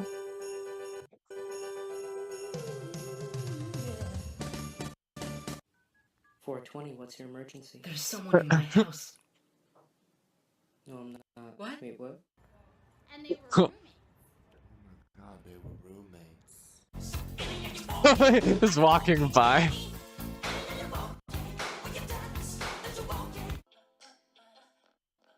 Oh man, what's up though? Even like the lag coming from the screen. Hold on.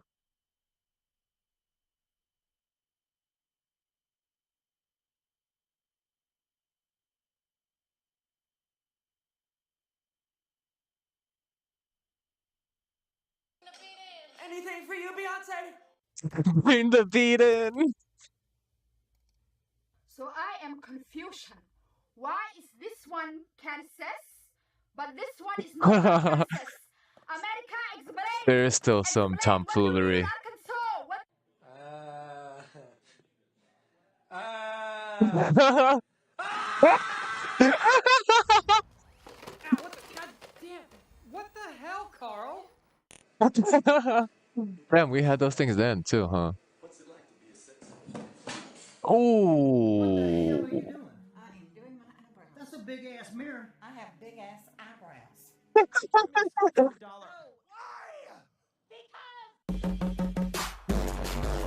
Oh my god. Is there This is anything great. better than pussy? Yes, a really good book. Yeah. Have anybody ever tell you you look like Beyonce? Nah, they usually tell me I look like Shalissa. Who the fuck is that? Me, nigga. And how much you pay for that taco? You know what it is, boy. He's got his free taco. What you say? Oh, there it goes. Sorry, bub.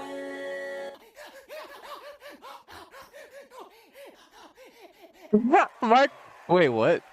Why? What? Poke it.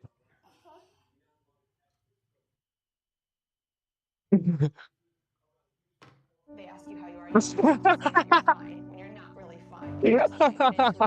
His face. Tomfoolery. Can I please get a waffle? Anybody ever tell you look like Shalissa?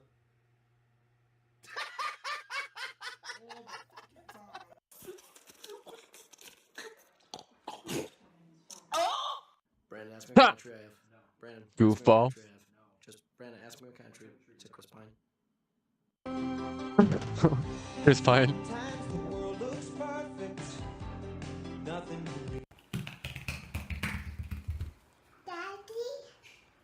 Do I look? That's what I look like.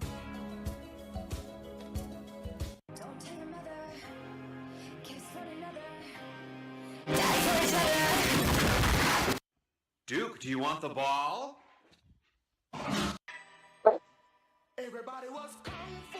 Oh god.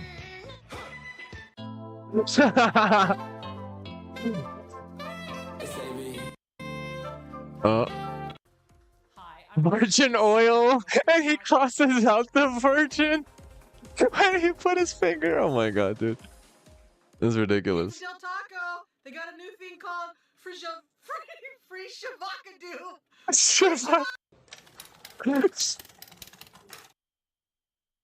Oh my god, dude. These are the times. The simple times. Fuck you. Why? Why? Why? Why? Why? Wow. No, it's just one. Wish you had to stop. Oh Oh. my god! Skip's doing it. Jesus. Oh, Law and Order Special Victims Unit. Good evening. There's some beautiful parts of this country. Beautiful parts where you can just sit for hours and enjoy the view. This ain't fucking one of them! Yeah. Nice. Oh. Why would you throw the glass?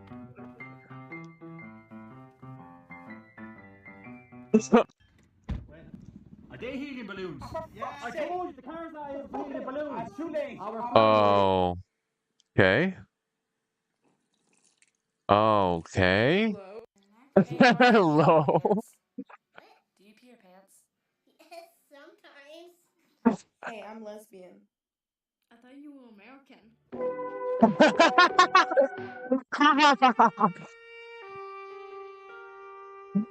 Oh my god.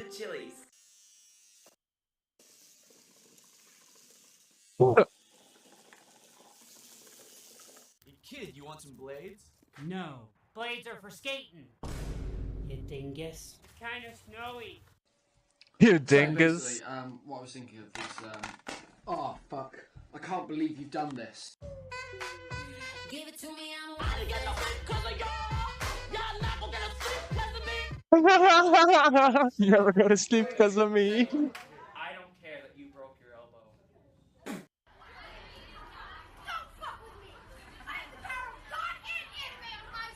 God and anime? Oh, the power of God and anime. Amazing.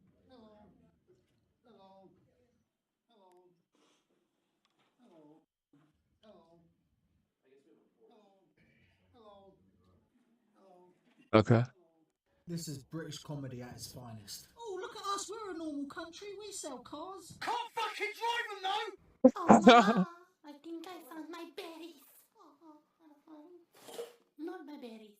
Oh my god, guy found my berries. I'm just kidding. I don't know where they are. Oh my god, I still haven't found my berries.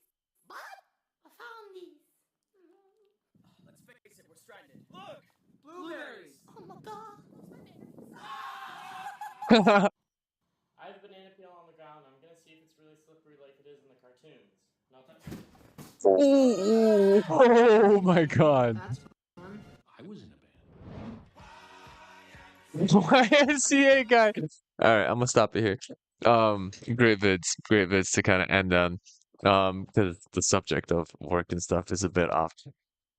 Oh, the world is on fire. But we'll be alright. We're always alright.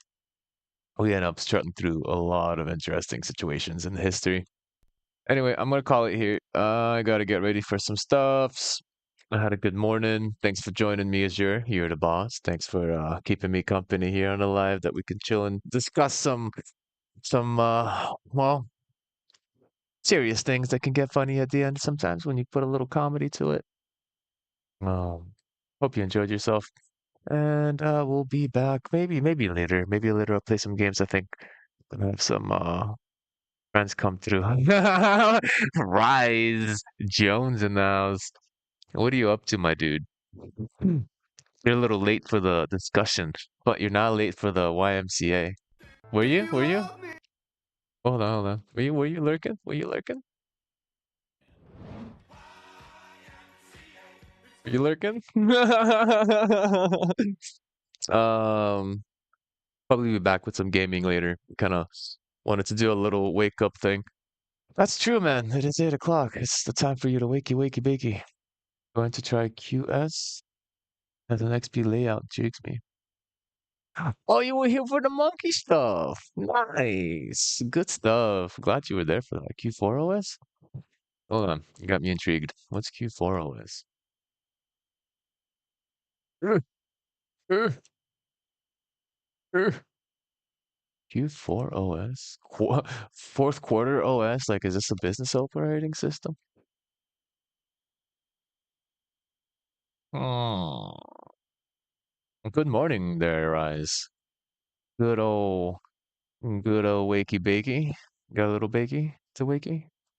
Gonna get some coffee probably, huh? I'm gonna need, I think I need another coffee for me. Q4 OS desktop operating system. Okay, let's take a looky here.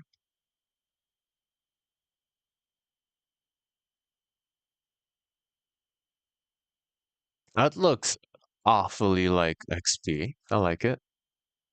Classic. Oh, with a transparent bar. Ooh. Oh, whoa, wee wow. Hold on. Just opened it. Whoa, wowee. Very nice. It's I forget what time it is. I'm running on US time right now. It's 8 a.m. technically. But local I think is like 3 p.m. 3 p.m. I gotta go work on a project for the POS that I'm developing. Oh, it's a KDE interface. That makes sense. Very much. Very much like a operating system. XP. I mean everything. Control panel, find folders, files, my documents, my computer network, remote, run command. I'm down to do it. That's fair. I do enjoy it. I just I'll be more. I should do more. I feel like sometimes I like to do more serious based ones that kind of like I can talk into detail. But I mean, I don't know. I don't know. I should do more reaction based content. Mm, it does get a good conversation going. I do like to interact. Oddly funny time. 7-Eleven, nice. That's kind of the idea, yeah. Like I was doing a basis of some saved interests that I had and wanted to talk about. So I had kind of like a planned connotation of what the subject would be about. Mm, but true, I could just scroll around and just do some of those reactions all the way through. That's a good point. Maybe. Maybe like Asmongold. Gold. Maybe. Um, this looks fine. This operating system looks fine. Try it out. I'll try it out on the reaction-based content a little bit more. Also, it's about time too. I got most of the time to work. I just recently got more time because I basically worked out the program I've been working on for the last month and a half. So that's why I've been on and off here and there. I do the gaming ones mostly because, like, you know, I do so much work. I want to play games sometimes. But yeah, no, you're right. I should do some bookmarks, put some stuff in like folders and organize some bookmark tabs and get some reaction bits and pieces. I do have a pretty decent list, kind of give or take. What else was there? I want to do it based on content too, but I guess I can just kind of do a general reaction. It's like I'm trying to work with the SEO of the content, not just like random stuff. Maybe gaming news. Maybe. It's a good point. A good point. Based on Xbox and all that. But that's the thing, right? If I do gaming news, then I gotta open up like a bookmark for like gaming videos. If I do wing it, then I'm not like Asmongold, and they're not just gonna be coming in like like his titles are always absolutely bonkers, like 50 things, like drama, news, this and that. Like they don't know what to expect from the video because they don't know me. So that's why I'm trying to at least do a little bit more centered, focused SEO content, and that's why this one today was employee worth, how to find your career and stuff like this. So I'm trying to really pinpoint an audience and trying to work with the SEO to get people's interest flowing. But I'm glad you like how I do the reactions. I do enjoy speaking, communicating, and going through stuff. How about some Linux memes I found in the basement next time? I can do a full like Linux reaction theme. Because I do have a couple of those too. I've been saving a bunch for the Linux case. See, because if I do the Linux case, uh, Rise is not going to be here because he's more in for other stuff. So it's always like a basis of trying to balance the content. But I think a lot of my viewers are very much into the Linux world. What up, Toxic Ragu? Toxic Ragu. I almost called you Toxic Raichu. You got a little bit of a Pokemon come back from you. The Steam Machine. The Steam Machine. Wait. But the Steam Machine is just the OS, no? You guys joining in now? I should be starting my stream at 8 o'clock. Sheesh. Might as well just stay for the chill for a little bit here. Hold on. I'm not leaving yet. I ain't going nowhere yet. Hold on. The Steam Machine. Toxic Ragu. Yeah. We know the general aspect of the Steam Machine is on on a Linux-based system. But that's true. Holy crap, wait a minute.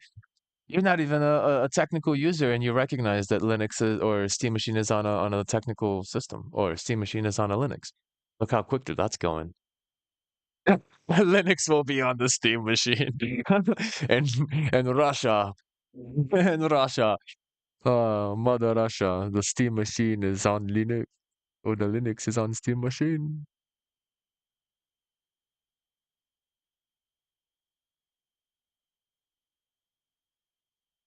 I don't know how I feel about HDMI.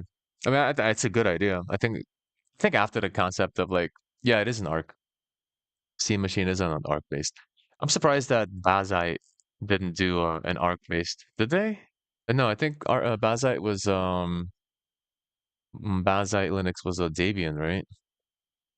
Like Rise, if you think about it, we have this kind of system already with like certain operating systems like Bazite being like an alternative to the Steam Machine before like the operating system came up. So you could basically still have like an NVIDIA system working in the same format with like this system here, both on like small and larger computers. It's like this thing has been on for a while. Bazat and Legion. Oh, cool. All right. It's good. I'd say it's a bit extra, but for a regular user, it's absolutely great. On the basis extra being that it's highly fancy. I don't like a lot of very fancy operating systems because I like to make my own fanciness to it. But the simplicity of the installation is really easy. The efficiency is probably at this point with Windows. I'm pretty sure Bazite takes the cake, man. Like you're not even going to be worrying about speed issues. If you're running Windows 11 on the powerhouse and you're noticing drag, you're basically not going to notice any issue with Bazite because that's probably going to be way lighter anyway. From what the regular thing. Yeah, I mean compared to Windows, yeah, I can get a lighter. Like I recently installed Cache OS, but that's more technical and that's super light. Like I'm using like 500 RAM, if not less, for the operating system when Windows is using 2000 RAM just to exist, and then I'm saving that RAM for processing and graphics card too. You're basically using for Bazite, probably graphics card is a little bit higher because it is fancy. It is a KDE interface, I believe. Mm, but it's not as bad again. Yeah, like Azure said, they fixed the VRAM issues for Linux on KDE Plasma. That is, it's probably the one thing I didn't like about KDE. Maybe that's the thing that I need to go back on and double check and see how it is. But I always saw KDE based interfaces as very fancy. And when you have fancy, you have complex graphics. And when you have complex graphics, you just basically have, well, more RAM taken up. For the case of like really sucking out as much hardware as you can, that's why I use the Cache OS because it's like super basic interface, nothing fancy, and then everything that I have on the video card, RAM, VRAM, I can like full throttle on my video games without having any fancy interfaces and operating systems taking that stuff. Yeah, the K2, yeah, I heard it. I heard it. I heard it. I heard it and I don't believe it and I don't trust it.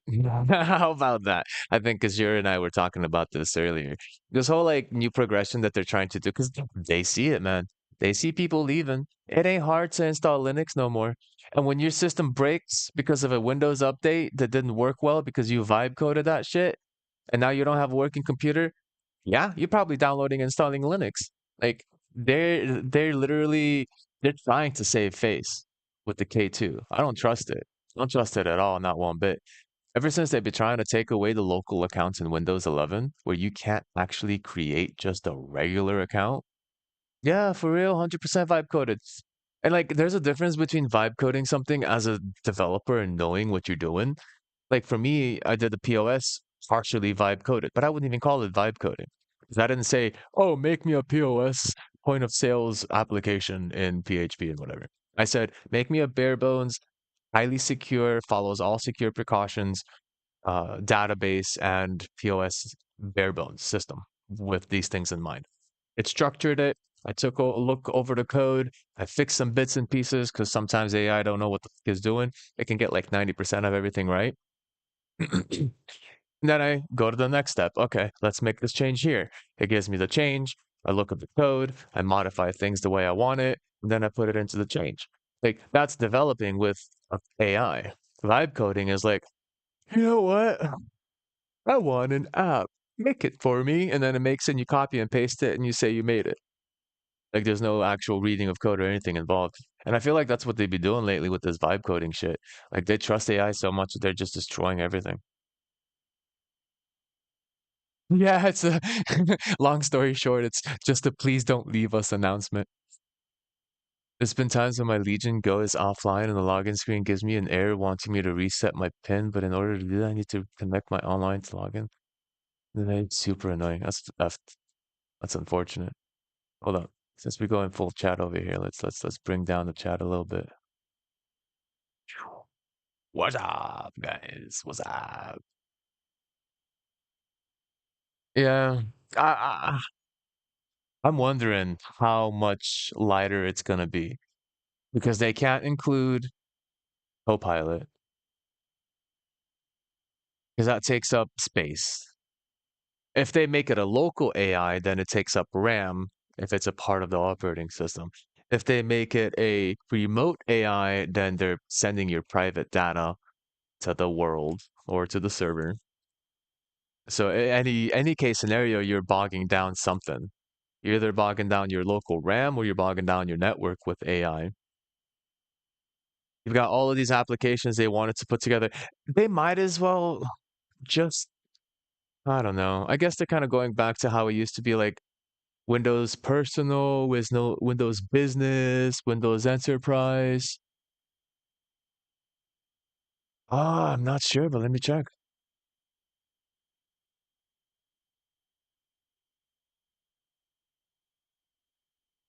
Let's see what their timeline is. Ongoing internal initiative launch in 2025. No fixed completion date.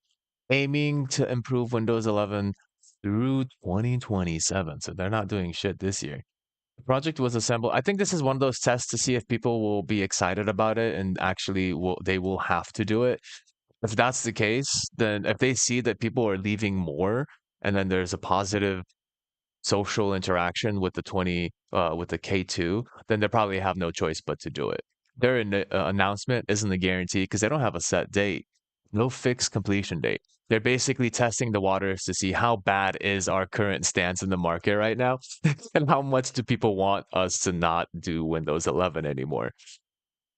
And SteamOS really brought in a whole new market. Yeah, like think about what Rise. Rise is not a computer techie. He does have technical knowledge in the past, more like the Apple side though. But now you know what Linux is. Did you know Linux and Apple share Unix-based systems? They're like cousins. Cousins? Siblings? Something like that.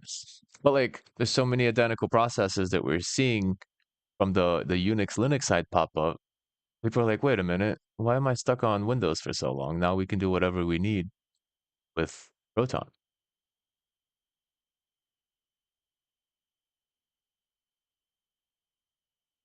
Xbox Helix mode where you can control Windows with a controller. So controlling Windows locally on the Xbox? Oh, they're trying to do that Steam OS thing. Because Steam OS is just an operating system. with an overhead for gaming. So then they would have to restructure the way Xbox is as a Windows operating system with an Xbox app overlay. That would be the equivalent. If they try to do an Xbox operating system as they have, maybe they're already kind of using a Windows underground or system underneath it. Mm, that's an interesting situation. Maybe they are using like a Windows underneath it. It will be a PC console hybrid. Okay. That's a great idea. But they're kind of late to the party. You see how they kind of want to catch up when things start innovating in an actual direction that is useful and not have to go into like the AI slop innovation that they've been trying to push for the last 2 years? Dude, slop Taylor, man. The CEO is really trying to go crazy with his stuff, man. It's so ridiculous. So ridiculous. Um, I think, I don't know, they have a chance to save face. It's going to be difficult. It's going to be difficult because people already, well, okay, this happened before in 2012, I believe, when Windows Vista came out. A lot of, I was one of the few people that was like, forget this. I was somewhat technical and I was like, forget this. I'm going to install Linux and try it out. But we had Wine. Windows is not an emulator, or Wine is not an emulator. And it was okay, but I still couldn't run a lot of software from Windows on Linux. So that was like the borderline issue for me to completely migrate into Linux. And then when Windows 8 came out, I was a bit happier, even though it was just like a tablet version of Windows. Windows 10 was truly the place that I could naturally settle in. Windows 7, I would have kept Windows 7. I feel like it definitely could use more work, but Windows 7 was still pretty solid. Definitely, maybe it's just because Windows Vista was so bad that Windows 7 was a godsend. I'm not sure how I feel about that, but maybe I just have a bias because Windows Vista was a piece of shit and Windows 7 was like, oh, look, it works again. I tried using Wine on my MacBook to play Windows games. I could never get it to work. Yeah, oh, yeah, they do have a Wine on a Mac, don't they? I'm not sure if it still functions the same way on a Mac though. That is interesting. That's not something I've considered putting together. I recently fixed a MacBook, so I have a Mac with Linux running on it right now. I have Linux Mint on it just for simplicity, and I have Mac OS Ventura. So maybe I'll try it. I'll have a session and try and figure out when Wine on a MacBook. Problem is the screen doesn't work, so I have to use it from a secondary monitor, which is not a problem. I don't care. Everything I have in my current studio has like a secondary monitor anyway. That's a cool little experiment to see if wine works on a Mac or what's necessary. 'Cause sometimes you got to tweak a lot of stuff. The settings are different between a Mac and a Linux, so maybe there's some like display adjustments or some library files that need to be the directory needs to be adjusted. I'm not sure. It's something I'll have to play with. It's a good idea, doing a little wine on that. Um, so the rollout schedule for K2. Initial improvements such as Windows Update controls and insider program overhauls are already rolling out. So it looks like there are updates that they're doing to the current Windows 11 based on this K2 initiative. I don't think it's its own operating system. Oh, yeah, you have to tinker a lot with it. Yeah, that's what I'm thinking. Like, there's some like Unix and Linux are not going to be so far off, right? They maybe have different. I think did I have the same kernels? As long as I have the same hardware kernels, it'd be all right.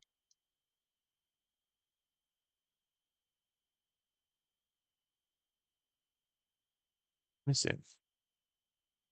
The kernel basically judges the communication with the hardware, so as long as it's the same. Okay, Linux uses monolithic. A single Unix can vary in architecture. Unix can have different types. So maybe it would have to be a custom compiled Unix kernel that matches the Mac-based system that would somehow be compatible with Linux-based applications. But then you'd have to compile a Mac kernel? That sounds a bit extra because that's proprietary.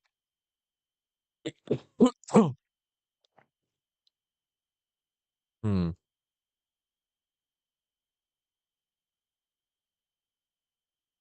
Hmm.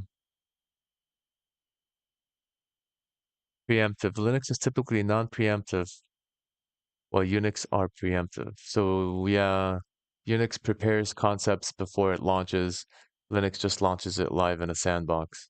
There are some kind of factors here that are involved. We got more lurkers? Where are we at? What's going on? Anyone want to save face? Say hi, say hello. We got lurkers. Hey, homie, I like your stream. Can I share your stream? Cook community? No, I don't. Yeah. Thanks for that, Zakia. Appreciate that. But no solicitations. You can share it if you would like to. If you need my interaction to share it, then not really. Huh. Huh. You want to be a little bit longer in the area, join the community, interact with me, and actually have a conversation instead of advertising your Kick community or whatever. It's nice though. I appreciate it. Go ahead though. I give you permission to share it wherever you'd like. Uh, but I do like interactions that are not always constantly asking if I want to do something or not. This is this is kind of why I stopped Twitch. I got so many people coming on Twitch. Not I really stop. I'm really mostly like focusing on YouTube based content. But I mean, I have like everything multi-streaming, so that's why Twitch and Kick still happen. But Twitch, there were so many people. Do you want an avatar? Do you want a banner? Do you want this? Do you want more viewers? Do you want that? I'm like, dude, just interact with me in a way that goes along with what we're doing. If you want to do it, if you don't be here. Like, stop trying to sell me stuff. Um, I know it's a sale. I'm not dumb. I've been working in sales forever, dude. Homie. Hey, homie, I like your stream. Can I share your stream, Kick? Yeah, it's gonna be a constant. That's how they make money. You know, people are gonna have to eat. What are you gonna do? People gotta make some money somehow. But yeah, definitely welcome. Good to have you. Good to have you. So it seems like K2 is not exactly gonna be a thing, like its own operating system, but there's no solid like definition of what it is. That's the problem that I'm seeing here. The problem is that there is no solid definition of what K2 actually is. It seems like an initiative. That's the definition I'm getting. All right. It's an initiative launched. They have rollouts for current Windows 11 updates, and it's based on that issue where Windows updates, and this is like a lot of people are having this issue where like they have Windows 10 and they're happy, and then they reset or they go to sleep and they wake up in the morning and there was an automatic update that pushed them to 11. They're like, wait a minute, this isn't my computer. What the hell happened? And they're like being forced to go to Windows 11, and then they're forced to take on these new updates. And because I think after that one article, man, oh my God, Microsoft admits 30% of development is AI vibe coded. Let me find that article. After that article, every single update just started breaking more and more and more. There it is. That right there. Okay. After that article that I saw, I was like, uh-oh, I'm turning off auto update. I'm gonna use debloaters and I'm gonna completely like cripple my operating system's ability to update, to to do anything, to communicate. I think it blocked some Microsoft servers on top of everything. I was like so paranoid that they're gonna try and sneak it in. And honestly, I have a secondary operating system that's already debloated and it keeps giving me fucking Copilot right click options.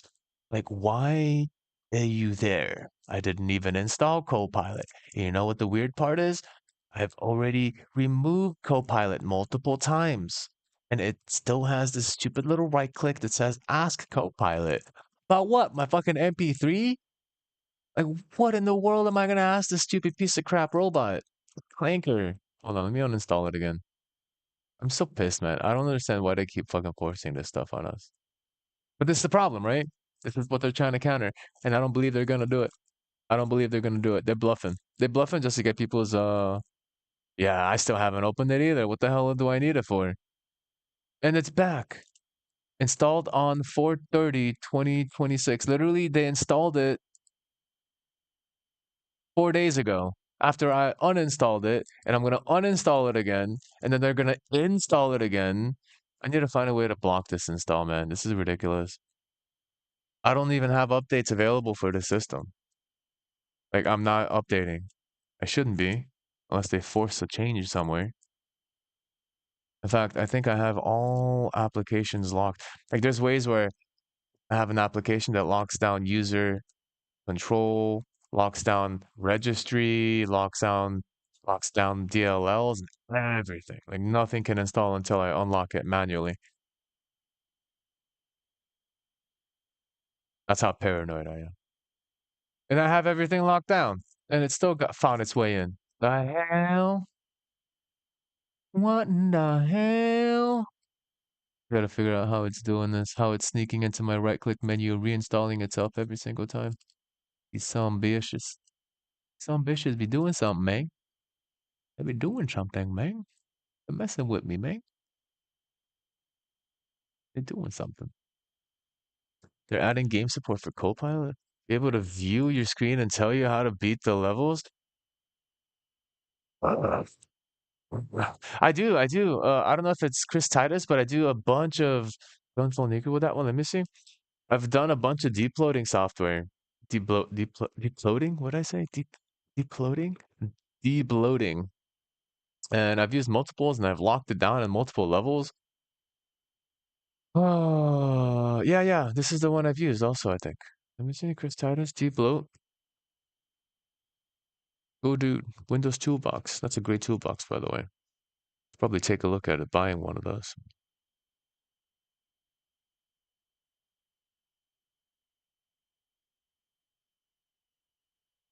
See, that's the kind of stuff I'll be making one of these days. I mean, I got programs on my own stuff based on a bunch of different things. Hmm.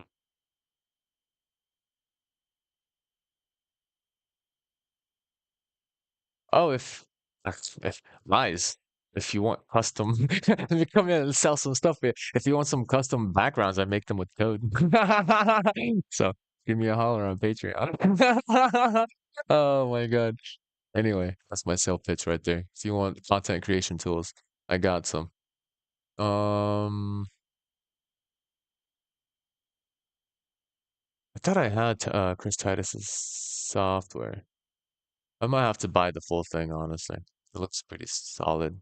That's the problem when you use these kind of tools. Hopefully he updates it because Windows can make an update that messes it up later or does something else that goes around the tool's capabilities to maintain control. And it's always a fight um between the developer that's trying to maintain the same functionality of its software and the fucking updates that Windows makes. Um the gaming goes. See, the whole thing about Copilot adding game support. I don't understand that. Like that's like basically like what was it? Wouldn't this be able to control the game too? Right? Like I don't know if that was a part of the sequence of events that happens with Copilot, but just the fact that the Copilot is gonna watch the game and tell you how to beat levels.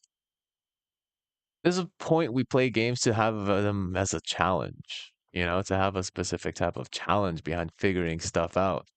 It replaces thought, thinking, and troubleshooting, and critical thought, and figuring out how to do things ourselves. Like that's kind of a next level crutch right there. Instead of playing games for the basis of trying to win and be good at it, and be like, yeah, I did this myself, and have that self accomplishment. It's like, oh yeah, I beat the game because Copilot told me what to do, or told me the trick. You know. We used to kind of do what, like, we used to hunt online. We just basically used to hunt online for like cheat codes, and that would be a part of the process. Not even cheat codes. It's like looking through maps and figuring out how to do this and where that was, and trying to figure out all these pieces to the puzzle. That was kind of like the part of the process of existing. I mean, of doing a really good job at the game. Some of time, yeah, you may need to do some research and figure some stuff out. But now if that's going to be the case, like I feel like that's a little bit detrimental to the process. Let me check this video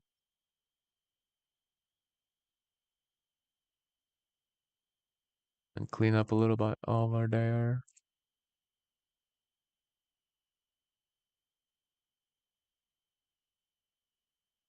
Oh, true. You're on the Twitch.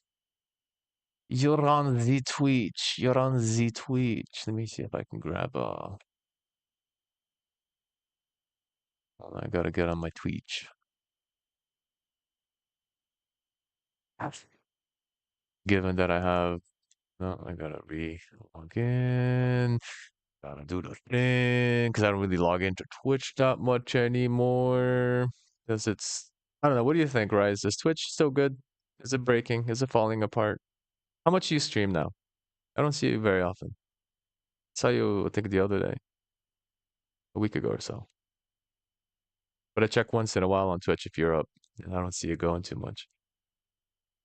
Maybe start doing YouTube with me. Let's do it.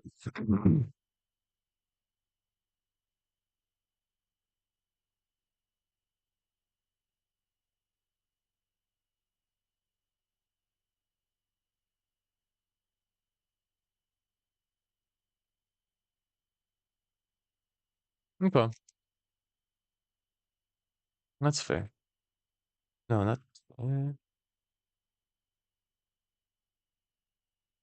Oh, is it? Oh, it's an email. I gotta go to my email. Oh, two-factor authentication isn't on the thing. One moment, please. I gotta two-factor authenticate myself with my damn Weech. Yeah, I mean, that's the thing. You just have to basically transfer what you have. Um, I don't know if you do the editing bits and pieces of it, but the content that you have, you can just straight up just throw in you're like, because Twitch doesn't keep your long-term videos, so just download them, throw them on YouTube, and keep them for safekeepings for later. Like that's the first thing you can just start doing right away. Use AI to give yourself a decent SEO title and some descriptions and keywords and stuff, based on what you're doing, and then just kind of start it off slow. Plus, you have already a following. You can move people. And like, I'm pretty sure most people with a Twitch also have a YouTube. So, yeah, go for it. Why not? Try it out.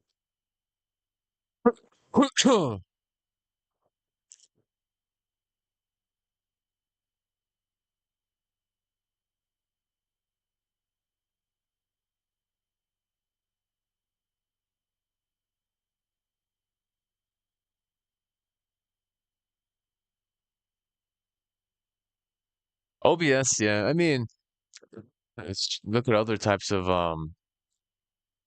what was it? Streamlabs and all this stuff. That's bloated. That's bloated. But OBS, based on what you kind of work with, OBS is good on its basis, but on the basis of like expanding its ability, um, I also have created custom plugins with Python. So in a way, it's a very like good environment to be in with the OBS space. For a content creator, being able to modify and work with like a custom OBS setup is really good. Um, that's why my little character is moving up and down. I got the background matrix thing with my custom text, ChrisMIA, Super Scholar over there. You can probably see from the side. All these kind of modifications that I do with Python. Which is another reason to be a programmer, man. You can basically modify the systems to work in your favor. All right, here's a video. Let's see what Copilot does as a gamer.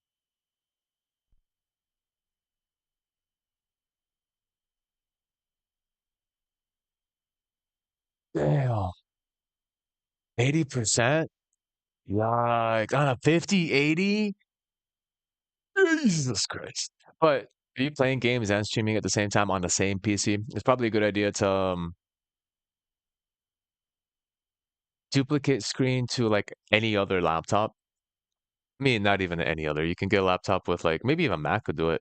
And then video card from your main GPU, duplicate into the video card,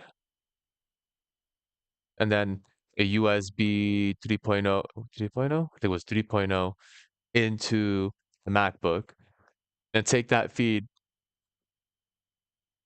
the capture card, right? Yes, oh God, no. 4K? What were you doing? You 4K'ing it out? Laying it all out on the floor? Have you used Balls to the ground, bro? Copilot to help you out with a game? I know I have. Games like Nope. Silksong can get really complex, so it's nice to have an assistant at the That's ready. cute that they're putting that game there. All right. More than just answer your queries. What if it, I don't My know, network's better now. actually tell which game you were playing, exactly what you needed help with, and spoke back to you? That is Copilot for gaming. I don't see the What's the best appeal. build right It's just now? like for boomers trying to play games, man. Alright, Lazy Tech Tony, I've got the latest scoop for you. The hottest current build in Hollow Knight Silksong is definitely the Shaman Crest setup. But if you don't have that unlocked yet, the Hunter, Reaper, and Beast combo you're rocking Live with streaming app from scratch. using Hey, the Reaper Crest I'll to try it cover out. distance and deal damage from safe range. Copilot for gaming is your wiki, your coach, or troubleshooting buddy. Now you can stop bothering your friend with those annoying questions like, but what if I do Why? this? Why? Communication, man. Bond with your friends. Understand how, why? Oh, not because I'm bothering your friend. Yeah, let's all just fucking stick to our screens and don't talk to anybody out there. What is that? What kind of argument is like, oh, yeah, take Copilot so you don't have to talk to anybody else about anything anymore. Just really get into the screen, man. Just really tuck that nose right up to the screen and just stay right there for the next 10 hours talking to Copilot. Naughty game things. Come on. I can talk to your friend, man. Interact. Become social again. This is discouraging. But this is their sales pitch. Oh. Oh. Oh, I paused and now I won't go back. What's up with my streams? What's up with my connections? Please, please, please. That. But how does Copilot Oh yeah, it is low. work? You can either use the Copilot button on your taskbar or keyboard, or use the wake word Copilot. So for example, you could say, Copilot, what is the best strategy to beat this upcoming boss? Or, Copilot, what can I do to max out... You know what I would make? What is the strategy? If I made a custom AI, what is the strategy to beat this upcoming boss? Chris Pilot. I'd be like, fucking figure it out, you piece of shit. Like, stop asking me stupid ass questions. I'm trying to fix cancer. Fucking let me use my processing power for something more important than your stupid piece of shit video game. Use your brain for once. Or just lower the difficulty, you idiot. Like, that would be my horrible Chris Pilot entry to AI responses to gaming. Fucking let me do my science and play your stupid little game and figure it out. You need those extra brain cells anyway. Sheesh. No one's gonna think anymore with this AI shit, dude. Fucking real. And why is it when I pause, all of a sudden you forget what the hell you were doing?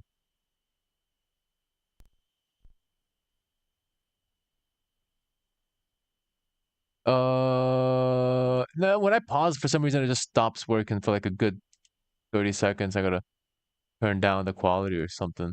I don't know if it's my local network because I am streaming and it's taking up a lot of my bandwidth. Copilot you needed help with and spoke back to you? That is Copilot for gaming. Hey, what's the best build right now? Alright, Lazy Tech Tony, I've got the latest scoop for you. Lazy Tech Tony. Lazy Tech Tony. Yeah, I need sometimes it's like flawless. It works without a hitch. I played last night some RV. No, no, we didn't play RV there yet. I'm probably playing that today. Friend slot games. Rise, you gotta join for some friend slot games, man.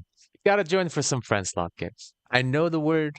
I know you're not happy with the word probably because it's not as competitive, but it's a bunch of retards playing friend slot games. Come on.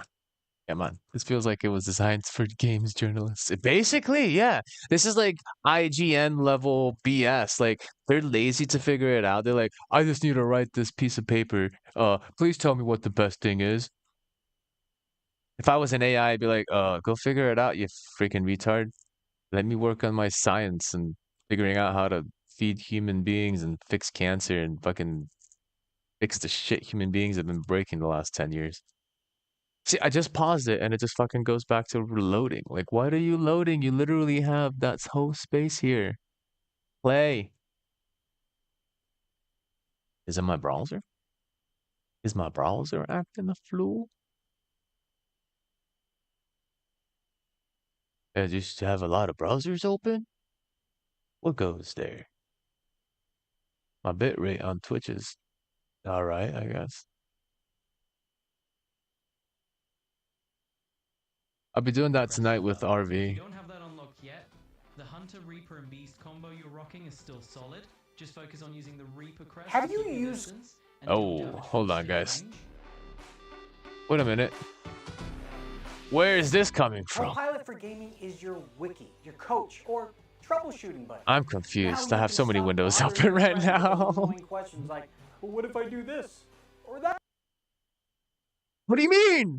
I just moved the screen to the other display. How does Copilot for Gaming work? Oh my god. You can either use the Copilot button on your taskbar or keyboard, Come on. or use the wake word Copilot.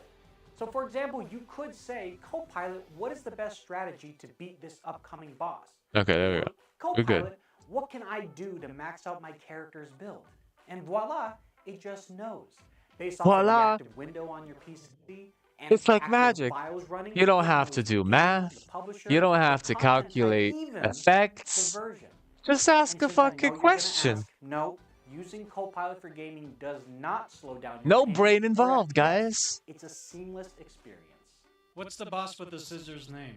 Alright, Lazy Tech Tony. The boss you're dealing with is called Sister Splinter. She's got those scissor-like attacks that are all over the place. You'll find her somewhere near the top of an area called Shellwood, so head up there and keep your eyes peeled for a pretty thorny arena. It's a fun challenge, but I know you'll get it done.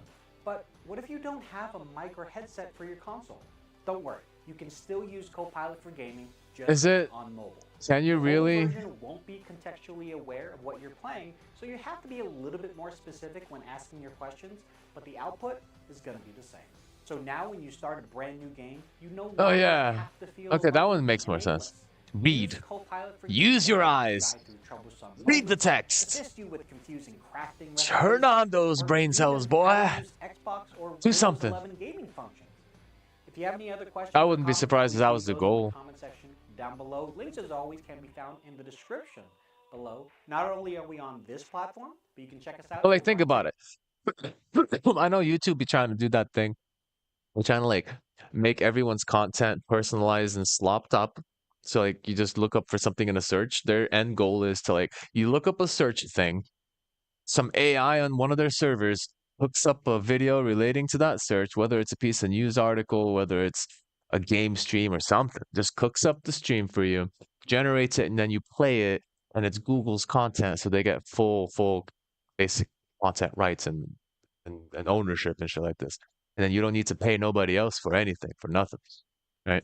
So they're looking for this AI adjustment to the way YouTube content is created, where it's all fully sloppified. Which one? Yeah, that's a good laptop holder. I would need something like that. I have I need a freaking mount for this TV that's taking up like a third of my desk table space. I want to really do like a nice video scene with my workspace, but it is messy. I got stuff all over the place. So one of these days I'm going to organize things and make it a little bit more appealing for recording.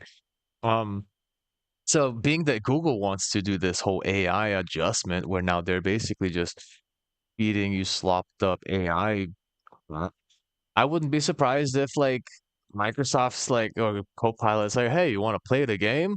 Or you want to play the game or you want to watch it like you're watching a streamer? And it takes up control and all of a sudden you're just kind of following the steps of the process and all of a you're not watching anything. Maybe the AI is giving you a streamer like commentary. So you basically have this whole process of watching an AI play a game for you, and that's gonna be their content or something. I don't know.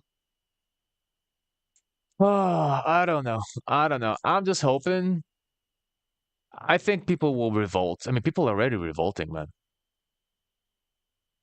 ThinkPads, I've always had positive outlooks on them. I think my monitor is a 32 and I still like just a regular TV. Well, not a monitor. Wait, hold on. Are we thinking the same number here? Then regular TV. Game journal mode. Yeah, basically, like you just watch Copilot play the game for you, which is horrible. I mean, at that point, you kind of have like a streamer environment where you, as if you're watching a streamer, but you don't because it's probably a bland AI speaking nothing, no character, no nothing, pretending to have a soul sort of situation. So the T series, the ThinkPad's T series, I've always had a very positive outlook on ThinkPad when it was owned by IBM. I don't think Lenovo did anything bad. I think they've kept up the ThinkPad brand. But let me see the latest one. So I can't tell you much about. Is it the Aura imagined with Intel? I think Intel's falling apart or falling behind as hell. They need to step up their game and create some smaller nano processing transistors. No skimping on ports. Okay, why don't they like no skimping or scrimping, whatever scrimping means, skimping. That's fair. Yeah, Lenovo's still it's not HP, it's not a Dell. You know what I mean? It's not a Dell. But Lenovo has done a pretty decent job maintaining the ThinkPad name. For business, professionalism, definitely like it. I love they still maintain that clip mouse. The clip mouse will be forever in the history books. Is it still? Hold on. Is it still there? Does the new one have it? Give me that clip. Let me see that clip. Let me see that kid. See. Where the clip at? Show me the clip mouse. Show me the clip mouse. Show me that clip. Da, da, da. I don't know if on YouTube is gonna take me out on the. Yes, it's still there. Look. Wait, hold on. No, there. Oh, what do you mean? Don't go up here. Yeah, that little sucker. Wait, what? What do you mean water goes on keyboard? That's not how tech works. That's what I'm seeing right now, though. I don't know which one is the latest you're trying to say. But this is the one that I'm looking at. Let me see the details. The price is 2.2K. T480, still sturdy. Don't feel like getting a new laptop. That's fair. Why do? Why need? Why need if you don't feel like it? There it is. Almighty ThinkPad Glitz Mouse. The little red dot. God, nerds are so lame. The name convention they chose for that little thing is hilarious. Oh yeah, the little red dot? Nah, you ask a real nerd what it is. It's called a CLIT. The clip mouse, bruh. Anyway, I learned that in tech back in 2008. And my IT, and my IS, what was it? IOWT class or whatever, ITOW, I can't remember. Mm. This one's what though? This is the Aura. X1 Carbon Gen, okay. For 2.2K, oh God. As soon as I see Copilot, I'm like, nope. So that's not going to be a part of my adjustments or anything. I don't care for that. Laptops? 2-in-1 laptop. That's the tablet hybrids, huh? Probably. Gaming. Let's do gaming and work comparison. Oh, the yogas are pretty cool. I do like the yogas though. Brings a whole new meaning to the clip mouse on a yoga. All right, IdeaPad. 5 2-in-1. Cool.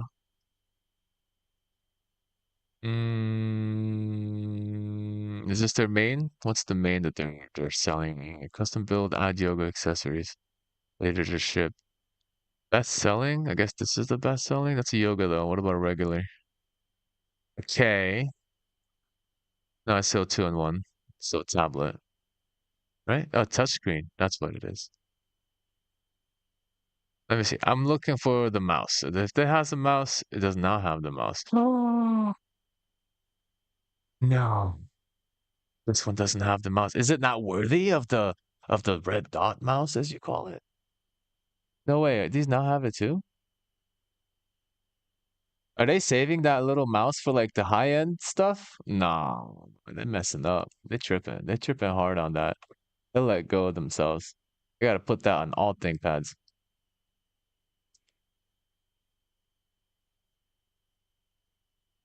Yeah, sometimes it'd be weird like that. It's always a different case scenario. What's he going to be doing on the laptop? Playing with the mouse. Playing real hard with that mouse. You gotta wiggle it a bunch. Not seeing any good ones that I like, honestly, going through them. It just look like normal laptops at this point. But Lenovo's good. I think that X12 Gen detachable. That's what, like a Surface?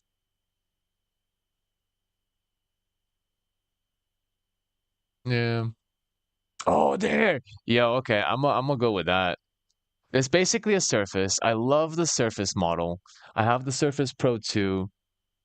I still use it for education. I use it as my main tablet when I'm teaching students. Fully great. Even with like the issue with the mouse, the proprietary mouse or whatever, I found I can use my Galaxy Note, and I bought a bunch of the mice, or not mice, pens for a Galaxy Note, and those little Galaxy Note pens work perfect on the Surface. And I never have to think about using different mice. I have like 5 or 10 of them, and I'll probably be using that for the next 5, 10 years until I lose or break all the pens. But the form factor of the Surface made me very happy with it. I do like that, and I do like the fact that the actual keyboard. Where's the keyboard? Show me that sexy keyboard. Where you at? Hey, hey, hey! Give me a good view on the keyboard. Come on, you really gonna do me like that? Okay, we'll give or take it. No. Zoom in. Don't do that. Zoom in, bro. Zoom in, bro. I can't even zoom in. Most of these websites have little, like, actual magnifying glass where I click on the magnifying glass and you go. Mhm. Anyway, it's got the red dot. That's enough for me to say yes on this one. It looks like a Surface Pro. It's got the red dot. Now let's look at the hardware. Windows 11, already no. I'd probably install 10 on it or Linux, 32 gigabyte memory. It's fine. Storage 256. All right. Integrated Intel graphics. I mean, what are you gonna expect from a tablet like this? This is a work device. That's basically it. This is a work device. Backlit, black fingerprint. Oh, with fingerprint reader. Cool, cool. Fair enough. I mean, for this, I'm not going far into the details. I think it's you, man. I'm a fan of that. Honestly, it's a really good way to interface with it without having to use a trackpad and move around your hand all over the place. Just use the pressure point of that dot to move around. So I think it's a good middle. I almost feel like every computer should have it. I mean, yeah, it's outdated because it's old ass technology, and I mean they've improved it since the original case. It's not the same as it used to be. It's way more responsive and nice flowing, but it is just a red dot that's existed for 1990s. So definitely outdated in that case. Okay. I don't know. How much was that? The business one? The work one?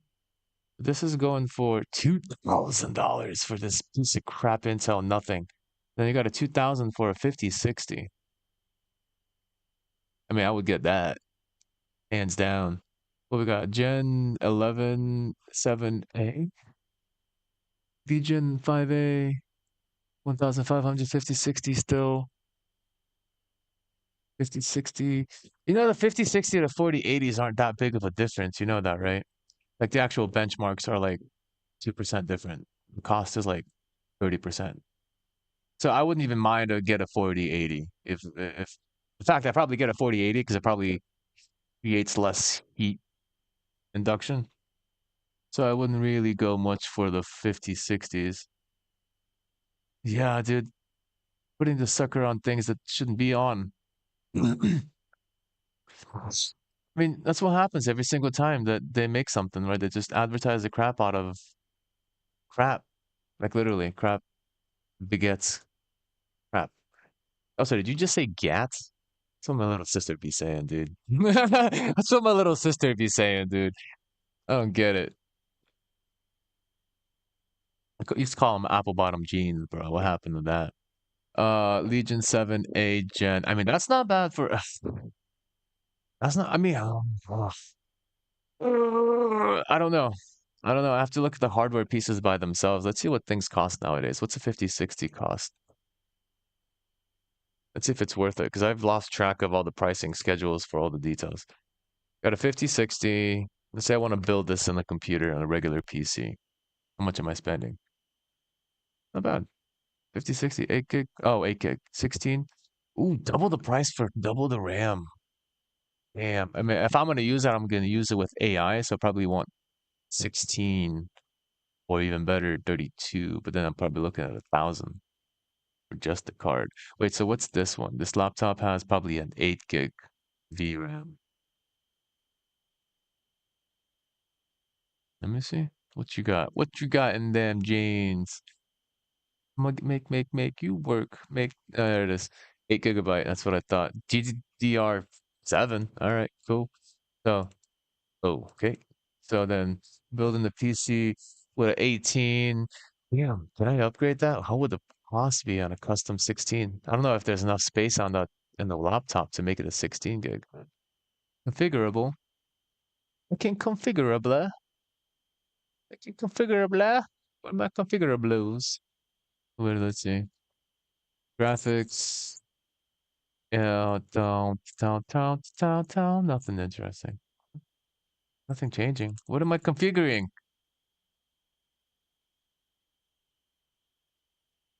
That's good cores right there. What's mine at? Mine's a 3080. I think I have maybe like 500 CUDA cores. If I even have CUDA cores, I just have, I don't know. The 3080 is not the same breed, man. I still be using my 3080, believe it or not. It's crazy. Been using that for like 5 years now. It's been great. Under, oh, it's underclock GPUs? Damn. The 2020.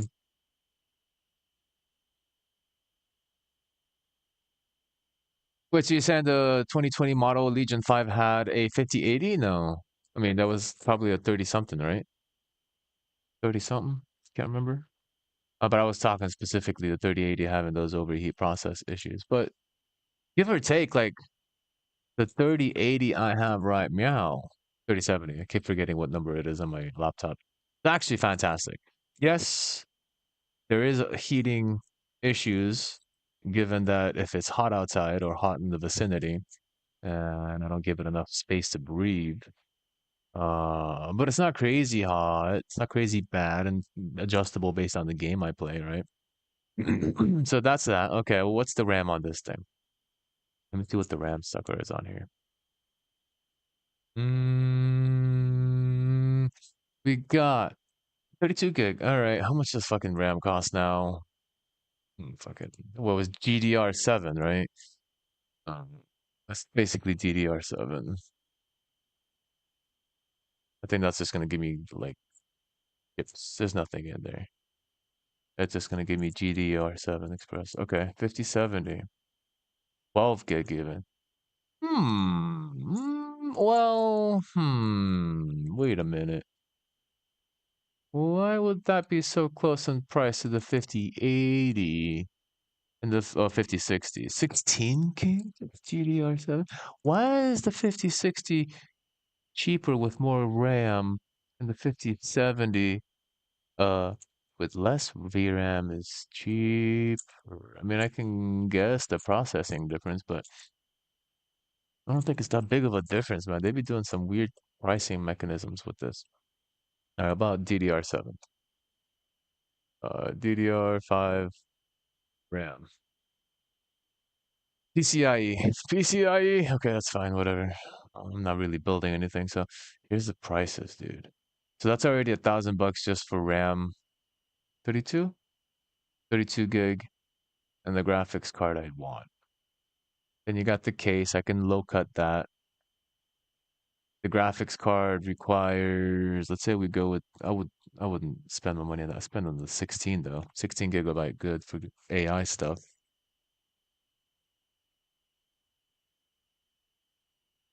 I mean, it depends on what kind of model you use. Yeah, I mean, other budgeting on your VRAM for the future for sure.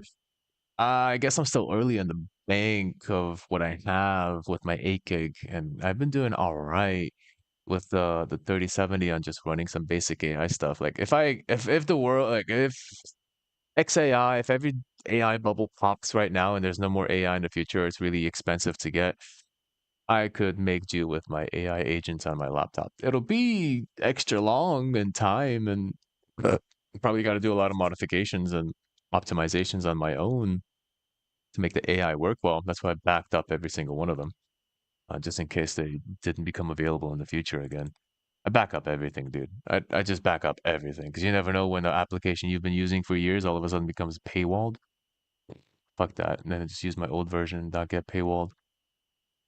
So, what's the oh, what's your power consumption? It's got to be at least 200. No, it's got to be like 300. I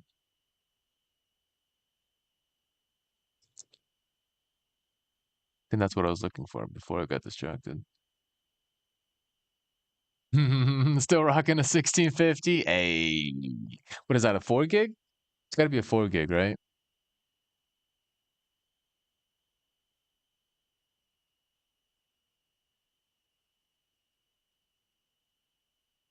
What's the power consumption? ATX form factor specifically for this one. Why is this one just a specific ATX? Oh, because it's smaller casing. I see. Still 16 gigs though. All right. What's the throughput, man? Where's the power use, man? If I'm building, this is one of the first things I need to know, man. Sold by price, product. Why is it so hard to find some of these things? Because they want you to use their automated system, I'm sure. Let's do this.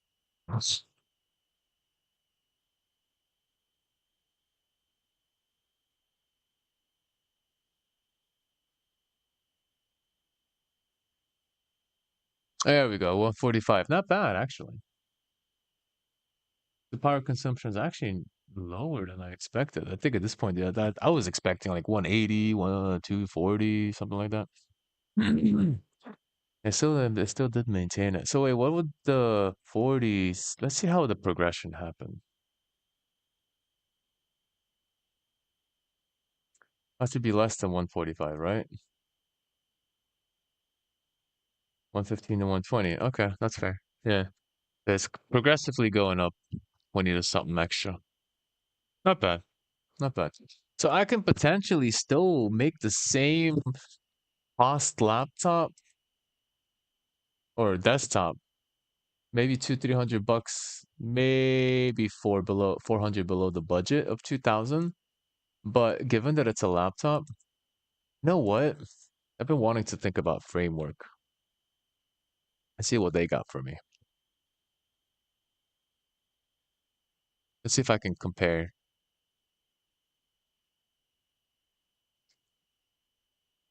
Custom laptop.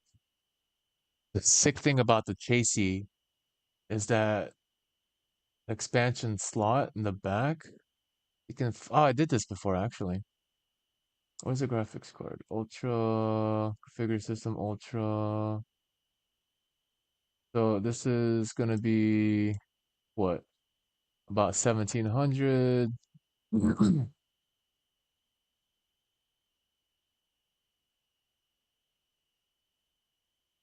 This is not the one I'm looking for. This doesn't have an expansion bay for a graphics card. Hold on. I think it was the 16. This one was the 2K one. No, oh, Framework 13 outside. Well, what do you mean Windows? Just all Windows laptops in general? Or like a specific Windows device? I'm guessing it's all Windows laptops. Because that's pretty sick. Because like that's the graphics art. Like this is the coolest thing about this thing. Like they've created the structure of this to be what we want it to be, however we'd like it to be. I can put a number pad on this motherfucker. I put a number pad on it. Hell yeah, I will put a number pad on my laptop. I use that for 3D. I use that for calculating. I use that for work. Sometimes for games. Actually, you could use it for games. Damn, all Windows sales period of the year. That's insane. That's sick though. And there's your graphics card right there. That's the coolest part right there. That little detail. You can just snap in a graphics card and it's all contained within its own expansion bay. And you've got the RTX here, you've got the 12 gig. Oh, the 12 gig is their biggest. 50, 70, 12 gig. That's the bottleneck right there. I would want 16. That's still good for a laptop, to be honest. So then that would really lead me towards going back to Lenovo and saying, hey, for 2K, because that laptop framework was not bad, actually. Well, nah, it was 2000 when I put that 16. So if I do the configuration and need the Ryzen, then I need the expansion bay here, and then you're at 3,000 euro. Yeah, about that. So I'll probably go bang bank. I go over here, be like, I don't need to customize it yet. 1 TB storage, 32 is fine. GPU 8. Oh, wait a minute. Yeah, that was the 8. Crap. I'm looking at the 8 again. So I can actually undercut on the PC $400 to make it about 1,600 $1,600 and still double my VRAM for the same price of buying this laptop. That's unfortunate. And this is just like a quick estimate. I'm not too sure. I haven't done the complete calculations. But what if I went 8 gig? It's still so expensive for a framework, though. I mean, that's it's expectable. You know, what are you gonna do? Is the other one the AMD? AMD coming in hot though. It's 8 gig GDDR6 versus 7. Oh no, I said it, guys. I fucking said it. The meme. I said the meme. I said the meme. Anyway, that's basically how that works. So the framework's a pretty sick one. Yeah, I really love the framework types. A really good device.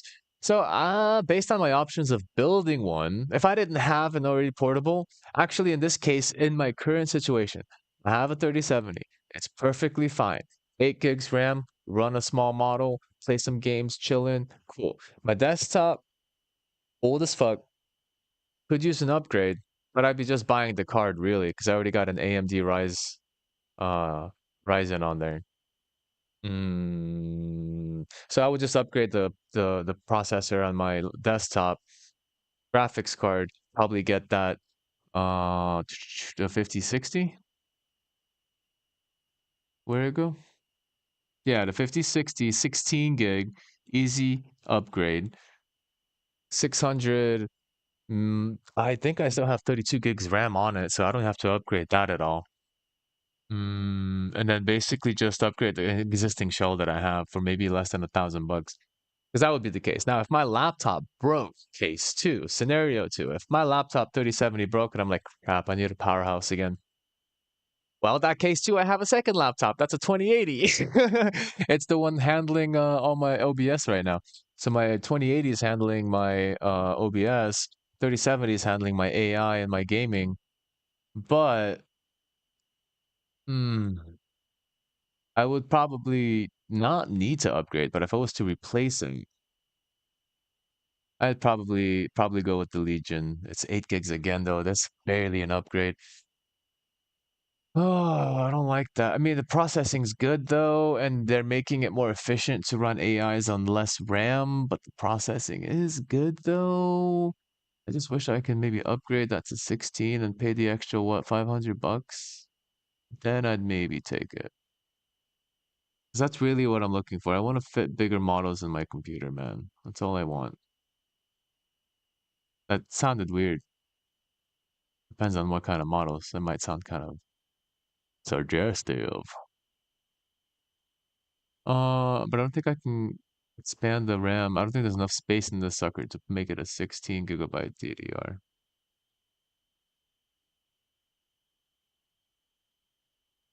But then what about the Apple Neo, bro? Like that sucker came in hot.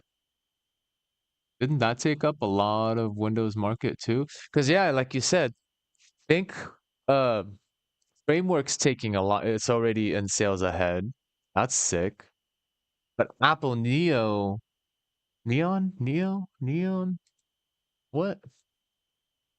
Rise, you probably know more about this. I don't know. I don't think you work with Apple anymore, do you?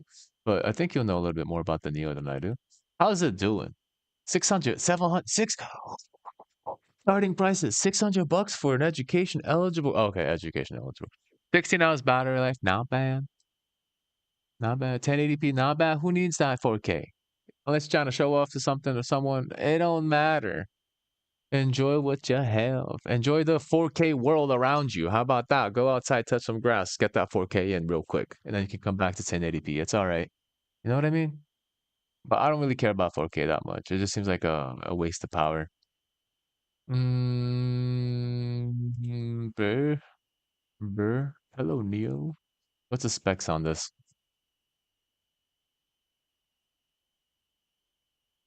Apple always got them hands taking them things from them devices. Always be snatching devices on screen, make you want to snatch them too.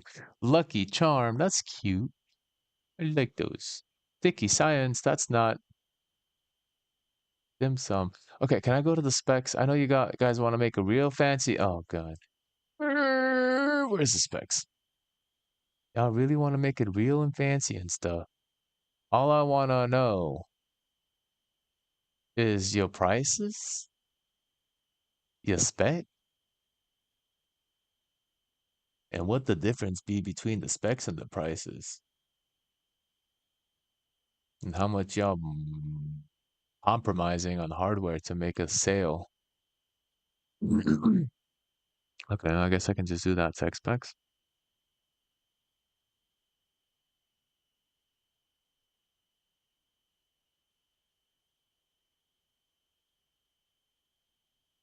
Six-core CPU. It's a A. Is it Intel or A? Oh, it's a A18. Okay. Ooh, that's gonna conflict with me wanting to put a Linux on it. A lot of the new laptops be using the 100%. It's 8 gigs, if not 4. Because Mac doesn't need much. Yeah, there you go. 8 gigs unified. Basic 256 to 512. That's crazy though. Hold on. I know SSD prices popped up real quick too, didn't they? They had a bit of a heat up. SSD. Oh, SSD. Let's see NVMe. Let's see an NVMe drive. Those are 250. Okay. For this sucker, that's probably an NVMe because that space is not much. But then again, look at that. Hold on. 250. How much is that? How much space? 1 TB for 165. Yo, actually, what? 1 TB, 250. So then, okay. So then 512 or 256 would be like 50, $60. Damn, NVMe still chilling. It ain't even that bad for an NVMe. What's this one? Extra speed? 4 TB NVMe. Bam. That's insane, dude. Who needs SSD, solid states that are not NVMe anymore? Who needs HDs? I thought HDs were having an issue too. 1 TB, 260. Okay, you can get 120 cheap. Can I get something between 50 and 75? Horrible rating, but you can. 512, $69, giggity. 68, close to 69, giggity. I guess. Yeah, that's a pretty decent one there.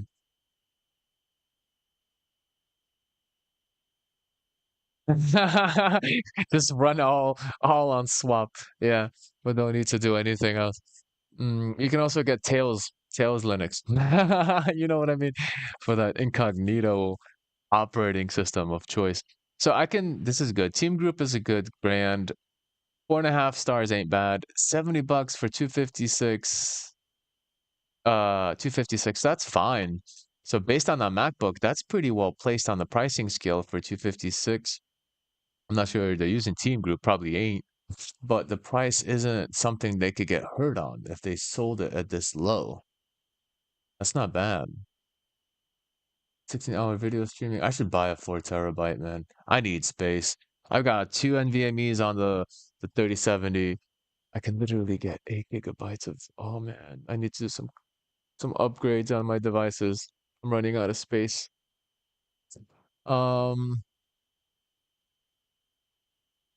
One USB 3 and one USB 2. Okay. I'm not unhappy about that. I do enjoy the fact that the MacBook Pro has 4 USB 3s. Get it. Awesome. Not a lot of shit connects to a USB 3, by the way. You'd have to get a special cable for it.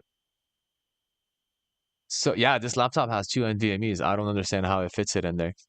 Like if you look at, I've actually partitioned it into like 4 groupings each, I think. Let me see. Oh, that's not it. Yeah. So there's the 2. I've got the 2 Samsung NVMe's, and then the other device, just a portable outside device, like a 4 gig or whatever. But I've got them partitioned to use with Gen 2 hard disk. Well, that's what I have in the other case. A hard disk. Hard disk. I mean, that's what my portable is, a hard disk, but it's a portable outside. I don't take hard disks anywhere. If I have to, it's for work and it's once a month. If I have to go out to a location and do some stuff with, like, not even a month, once a couple of months, I have to actually use it. If not, I'm just going to put on a USB and then keep my hard drive non-motional. I do not want to move my hard drive because it's got that disk and I want to keep that sucker safe for as long as I can until I can get some actual backups here. So not a lot of devices use this USB-C thing. So what you would do is what I do is get a fucking extender. You can get those little USB 3 extending cable docks, whatever. And I have 2 of those. One is just USBs and the other one's like, let me see, it's got 2 HDMI on it. Yeah, it's got 2 HDMI, it's got 5 USBs, it's got an SD card reader and another USB for power.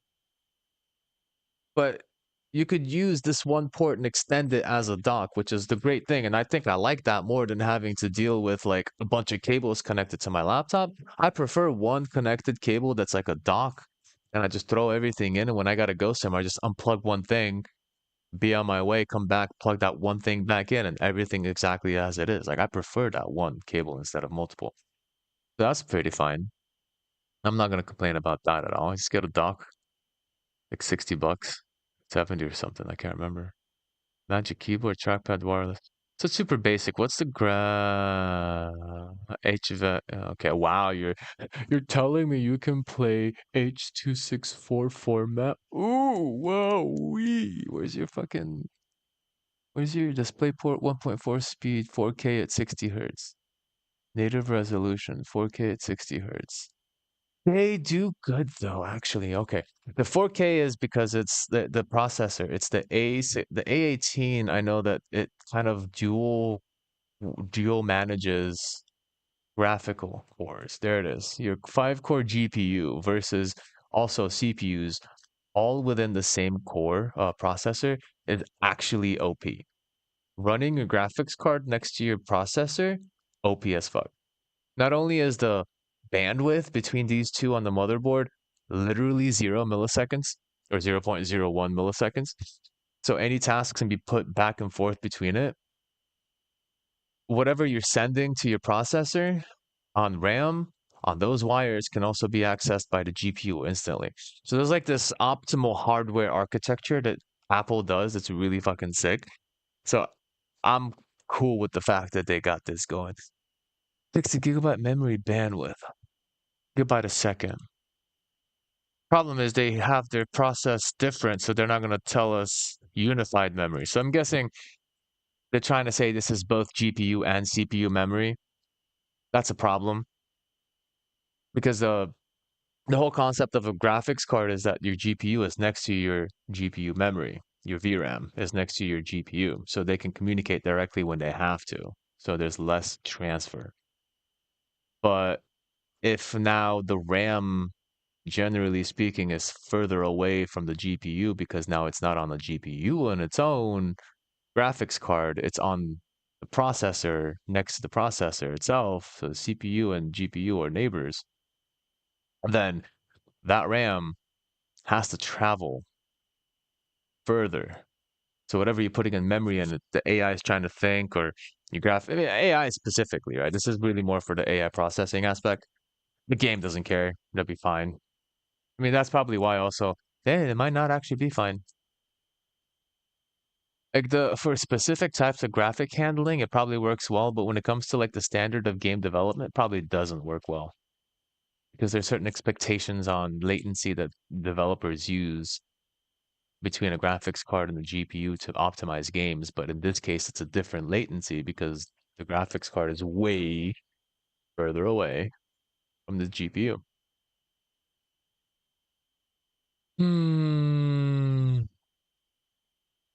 Optimized it to run AI stuff, not games. Even GPUs will work well if used to reiterate LLM models.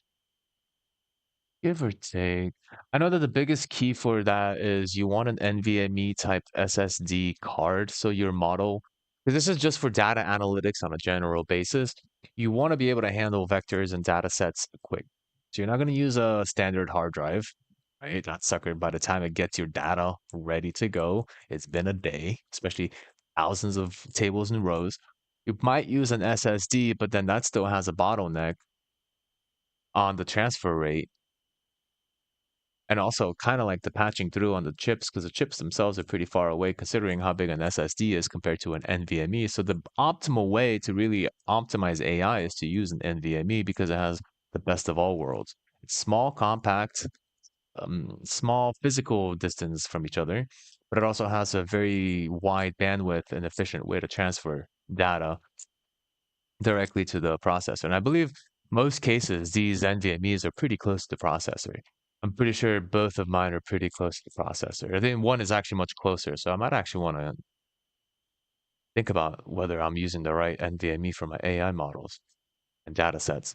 Anyway, that distance makes a big difference between the core and where your graphics card is, or unified memory in this case. So if the graphics card needs to use the memory, it'll have to go out of the processor, go all the way to the unified memory. Hopefully there's some space in there because it's only 8 gigs and you're doing both. You're doing graphics and regular processing in here. Grab or load a model in here. This would not be a good, no, you wouldn't be able to do shit with this on an AI basis. There's like not enough space. How much does I have to check my Mac on how much space it takes, but I'm pretty sure it takes at least a gigabyte just for the operating system to run. And then running all these things on top of it. For the price though, what am I complaining about? This is $600 for a fucking laptop. Like that's golden. This is why they're getting destroyed. This is why freaking Windows is digging a hole and trying to backtrack on its strategies. This is probably like I know they got scared with Linux, but they know that we can work with Linux. We've done this before. 2012 Linux didn't take over. We were able to figure it out. But now Mac came in with the Widowmaker 600 laptop, $600 laptop in a world where like the cheapest laptop I've only seen so far was what? $1,200, and that was with a graphics card. I mean, and then the other one was 2,000, but that was more like a tablet. So the expense of these devices are being absolutely destroyed on that factory. Let's go to Amazon real quick. Let me check that. What's a decent laptop size or price? Let's go with something not crazy. Let's go with I do like my HP Omen, which is now the Victus. Been a good companion over here. Yeah, see, look at that, $900. I still we're looking at a 3050. 30 gigabyte RAM, NVIDIA RTX 3050,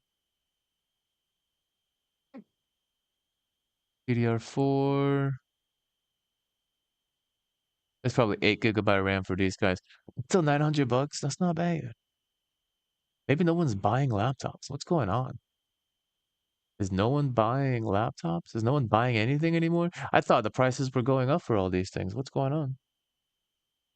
Figured a laptop will be in the thousands now. But still, Apple winning with $200 for a basic use.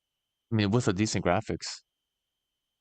Look, what's decent graphics nowadays? You can play Minecraft, you got decent graphics. That's all you need. Most kids just need some Minecraft. They'll be happy with what they got. Um, but yeah, that ain't so bad. That ain't so crazy. But the tech world is pretty interesting nowadays. Can't wait to see what's gonna happen with this whole AI thing. I feel like the biggest thing was that hardware costs were really high. And see what the RAM price charts are today. Still pretty high. They went from 50 to 150, they'd be staying there.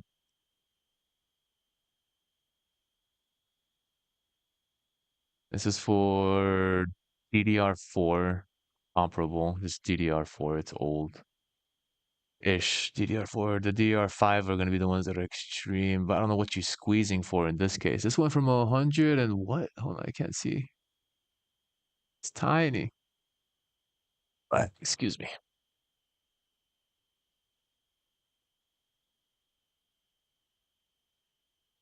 DDR5 went from 100 to 500. If 500%, this sucker? The DDR4 went from what? Well, the 2 to 6. Okay, well, the 100 to 500 also. The more you put in the same card, the more it costs. That makes sense. 216s on the DDR5 is basically the same price, really.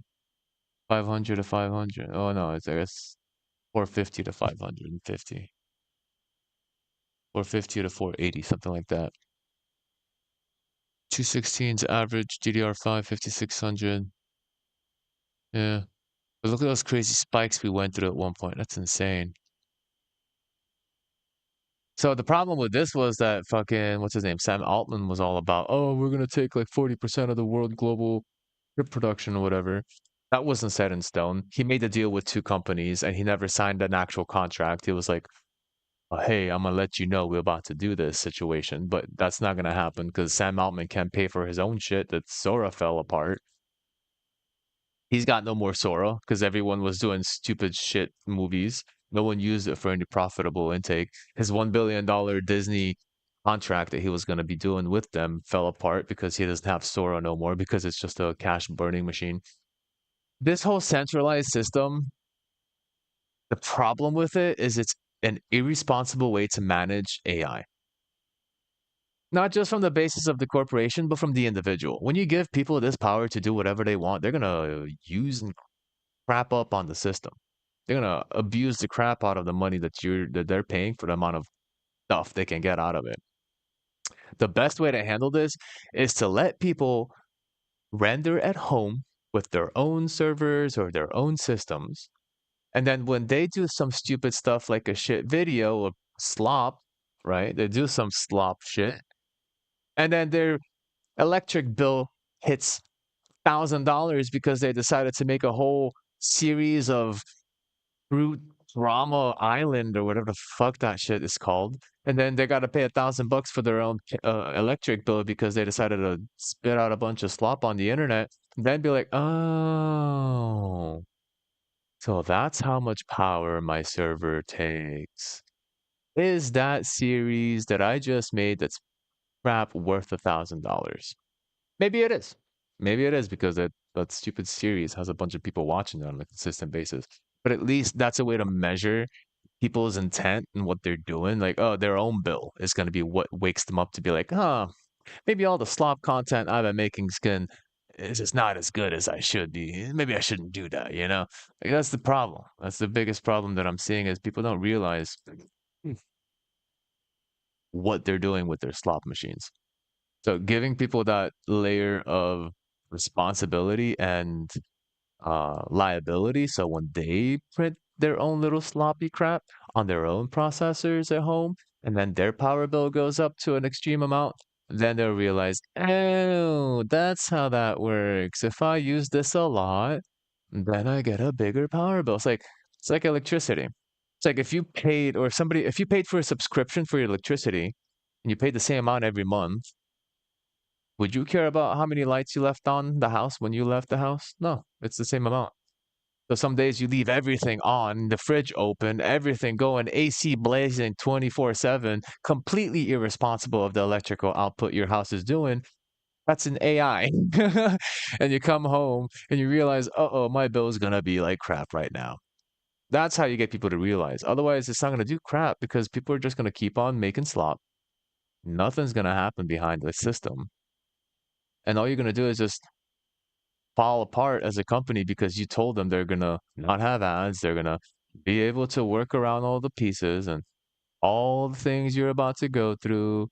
You still have, we're just going to change a couple of knobs here and there, and all of a sudden your pricing goes up. Everyone unsubscribes from this stupid thing because they realize it's not worth $500, but it was worth $30 a month.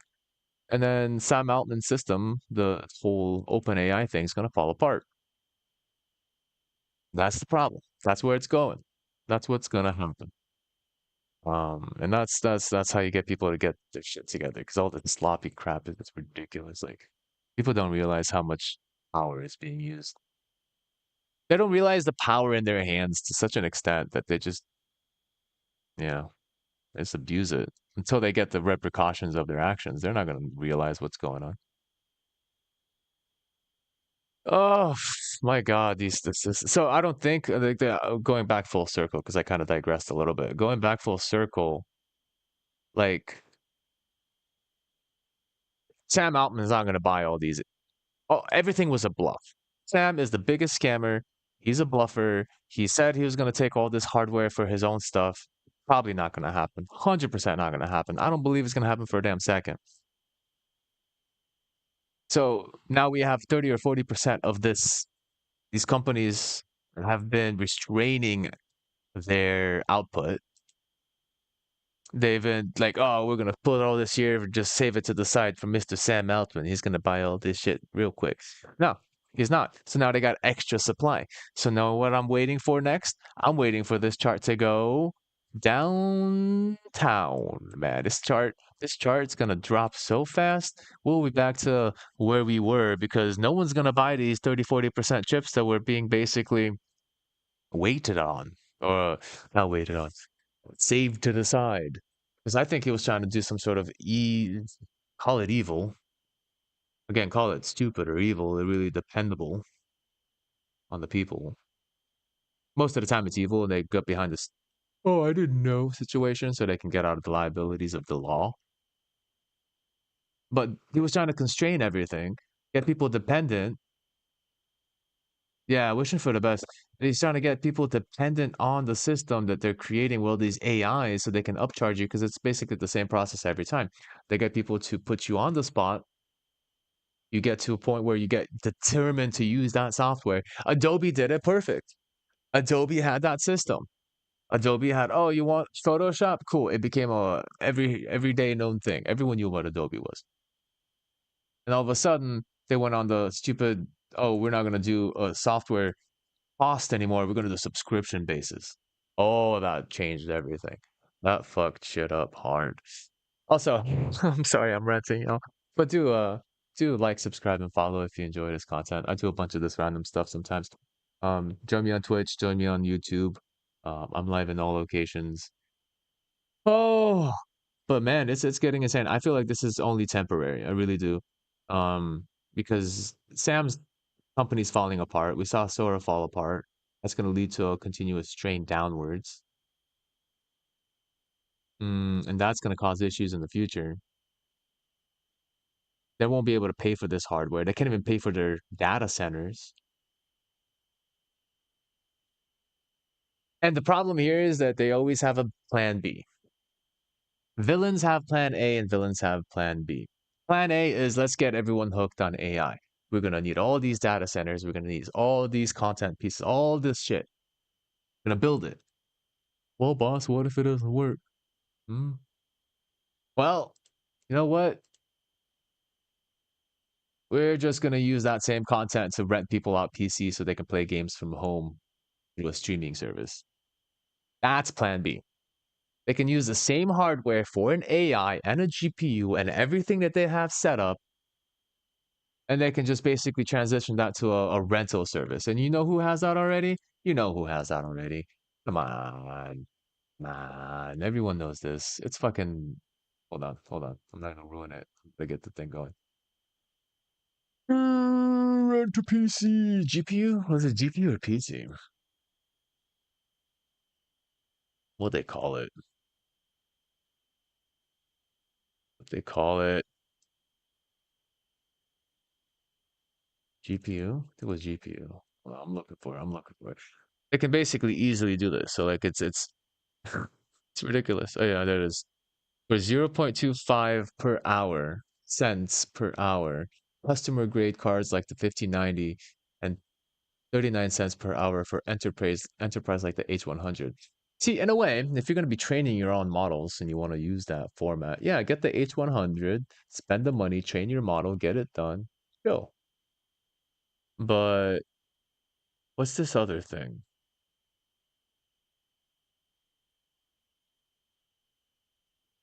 NVIDIA cloud computing, scalable AI. There it is. There it is. That's a cloud computing space. Hold on. Cloud gaming. Was it NVIDIA cloud gaming? It was cloud gaming.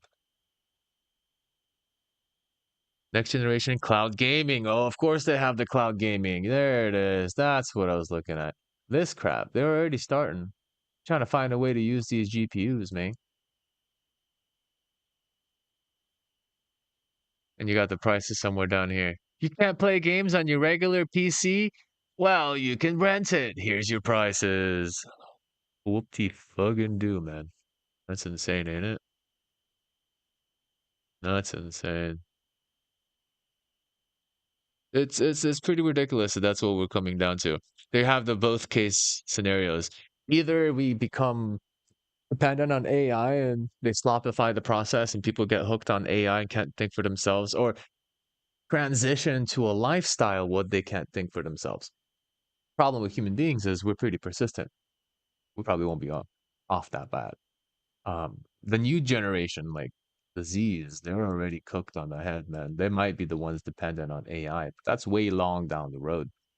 The rest of us are pretty aware of the situation, so that ain't gonna happen. Oh, oh man. Yep. Yep. So either we get AI overlords or we basically they settle. They basically will settle for this. This is not the best choice because they only get money from your well typical gamer. You're not gonna get it from every single person, you know. That's not the thing they're looking for. They want to get as much money as they can, so that's not the best choice. But yeah, man. It is pretty weird. It is pretty weird how they're doing this stuff. The timing is intense. And then they restricted 30-40% of the actual supply of processors, or graphics cards, then RAM, then hard drives. But I don't think they can pay for any of it, so it's all going to come back to normal. It's going to be all right. They're trying hard though. I mean, I hear people literally burning down data centers right now. That's crazy. I don't know if y'all heard this. May 2025, Blaze at Digital Realty facility in Hillsboro, Oregon, leased by Elon Musk's ex. Caused by electrical fault.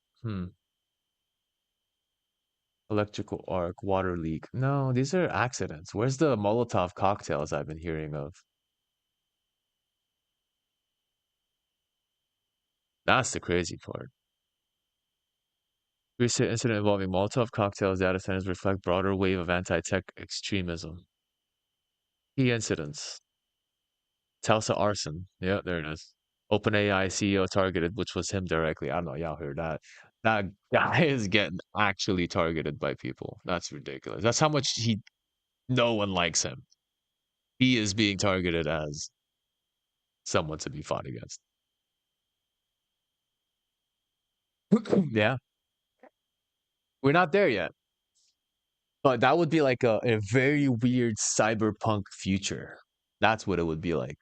We're in this world where we have all the technology in the world to benefit the world and ourselves and grow and expand, but it's behind a paywall. That's the cyberpunk world. It's an interesting thought process or thought experiment to think what that would look like. I don't think it'd be that crazy interesting. It would be as like cyberpunk 2077. God, what was the numbers? wouldn't be as cool as that. That'd be sick. If I had those little mm, these little fucking whips coming out of my hand, I can just slice people and things apart. That'd be sick, but that's not what's gonna happen.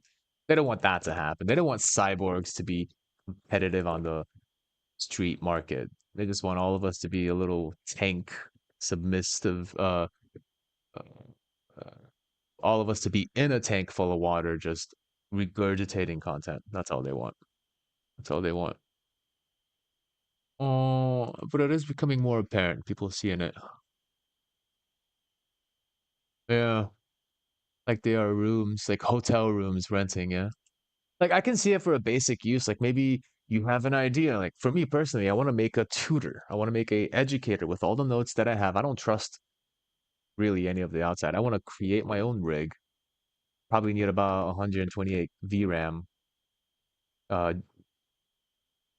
it'll take and maybe six. Oh man, 128 VRAM.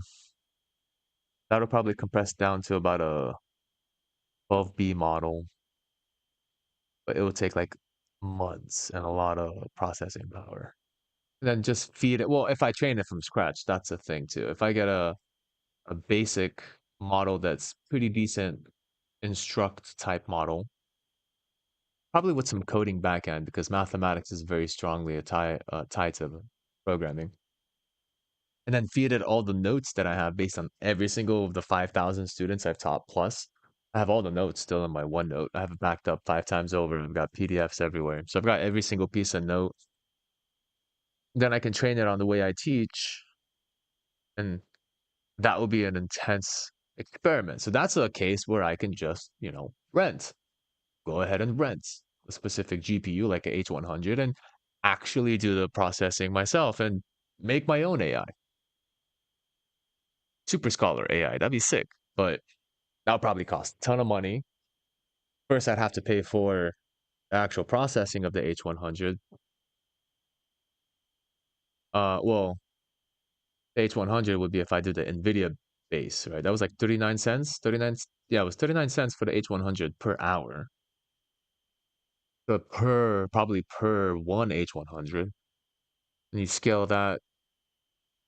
I can make it as big as I want, but then again, I don't trust NVIDIA to keep my data private. So that's why I wouldn't do that. That's why I would want to build my own rig and then do it at home bake my own AI. Because I don't trust my skill sets in the wrong hands. Do not trust my skill sets in the wrong hands. Oh man. Anyway, pretty intense, pretty intense. Thanks all for joining in. Damn, y'all be chilling in here real quick. Give a little nudge, give a little hello, ask some questions, interact, give a like, leave a follow. Follow me on Twitch, you know what it is. Go to my YouTube, check me out on my Patreon, say hello, what's up, how you doing? Give me a little love, you know what I mean, Jelly Bean? And come by more often. Always chilling here.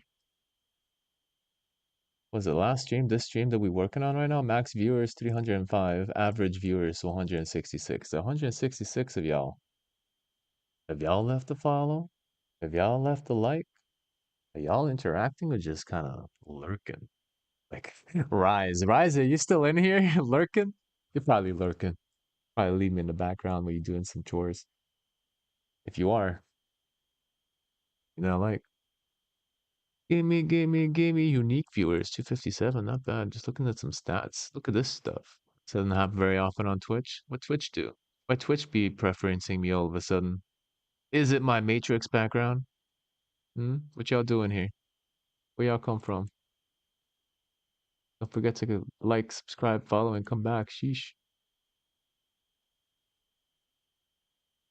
Insane. Insane, it's insane, it's insane, insane, insane.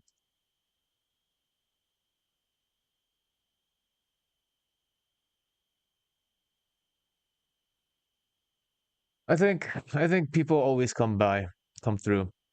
Like we have all the knowledge and information from all the books and the stories we've read in the past to always be cautious of the future. So we be seeing that issue.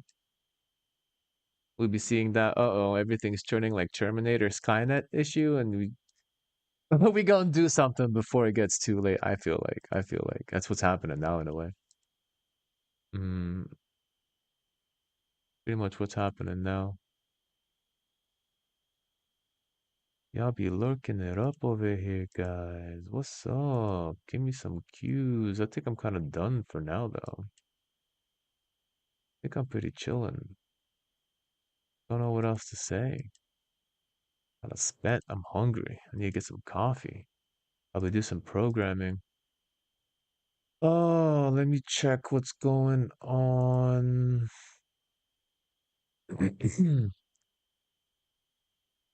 With the server. You said she put some products in. Did she? I don't see no products up in here. Oh, yeah, I do. Nice. Good, good, okay.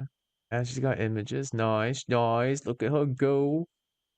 Nice, nice. Okay. Let me see what she said. Yeah, I probably gotta redirect my attention. Hmm, some programming.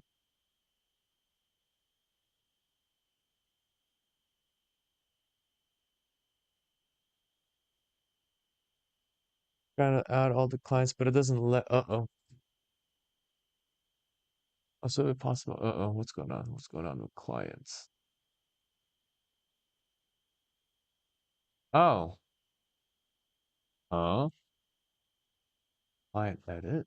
Not working out. Gotta look around a little bit here.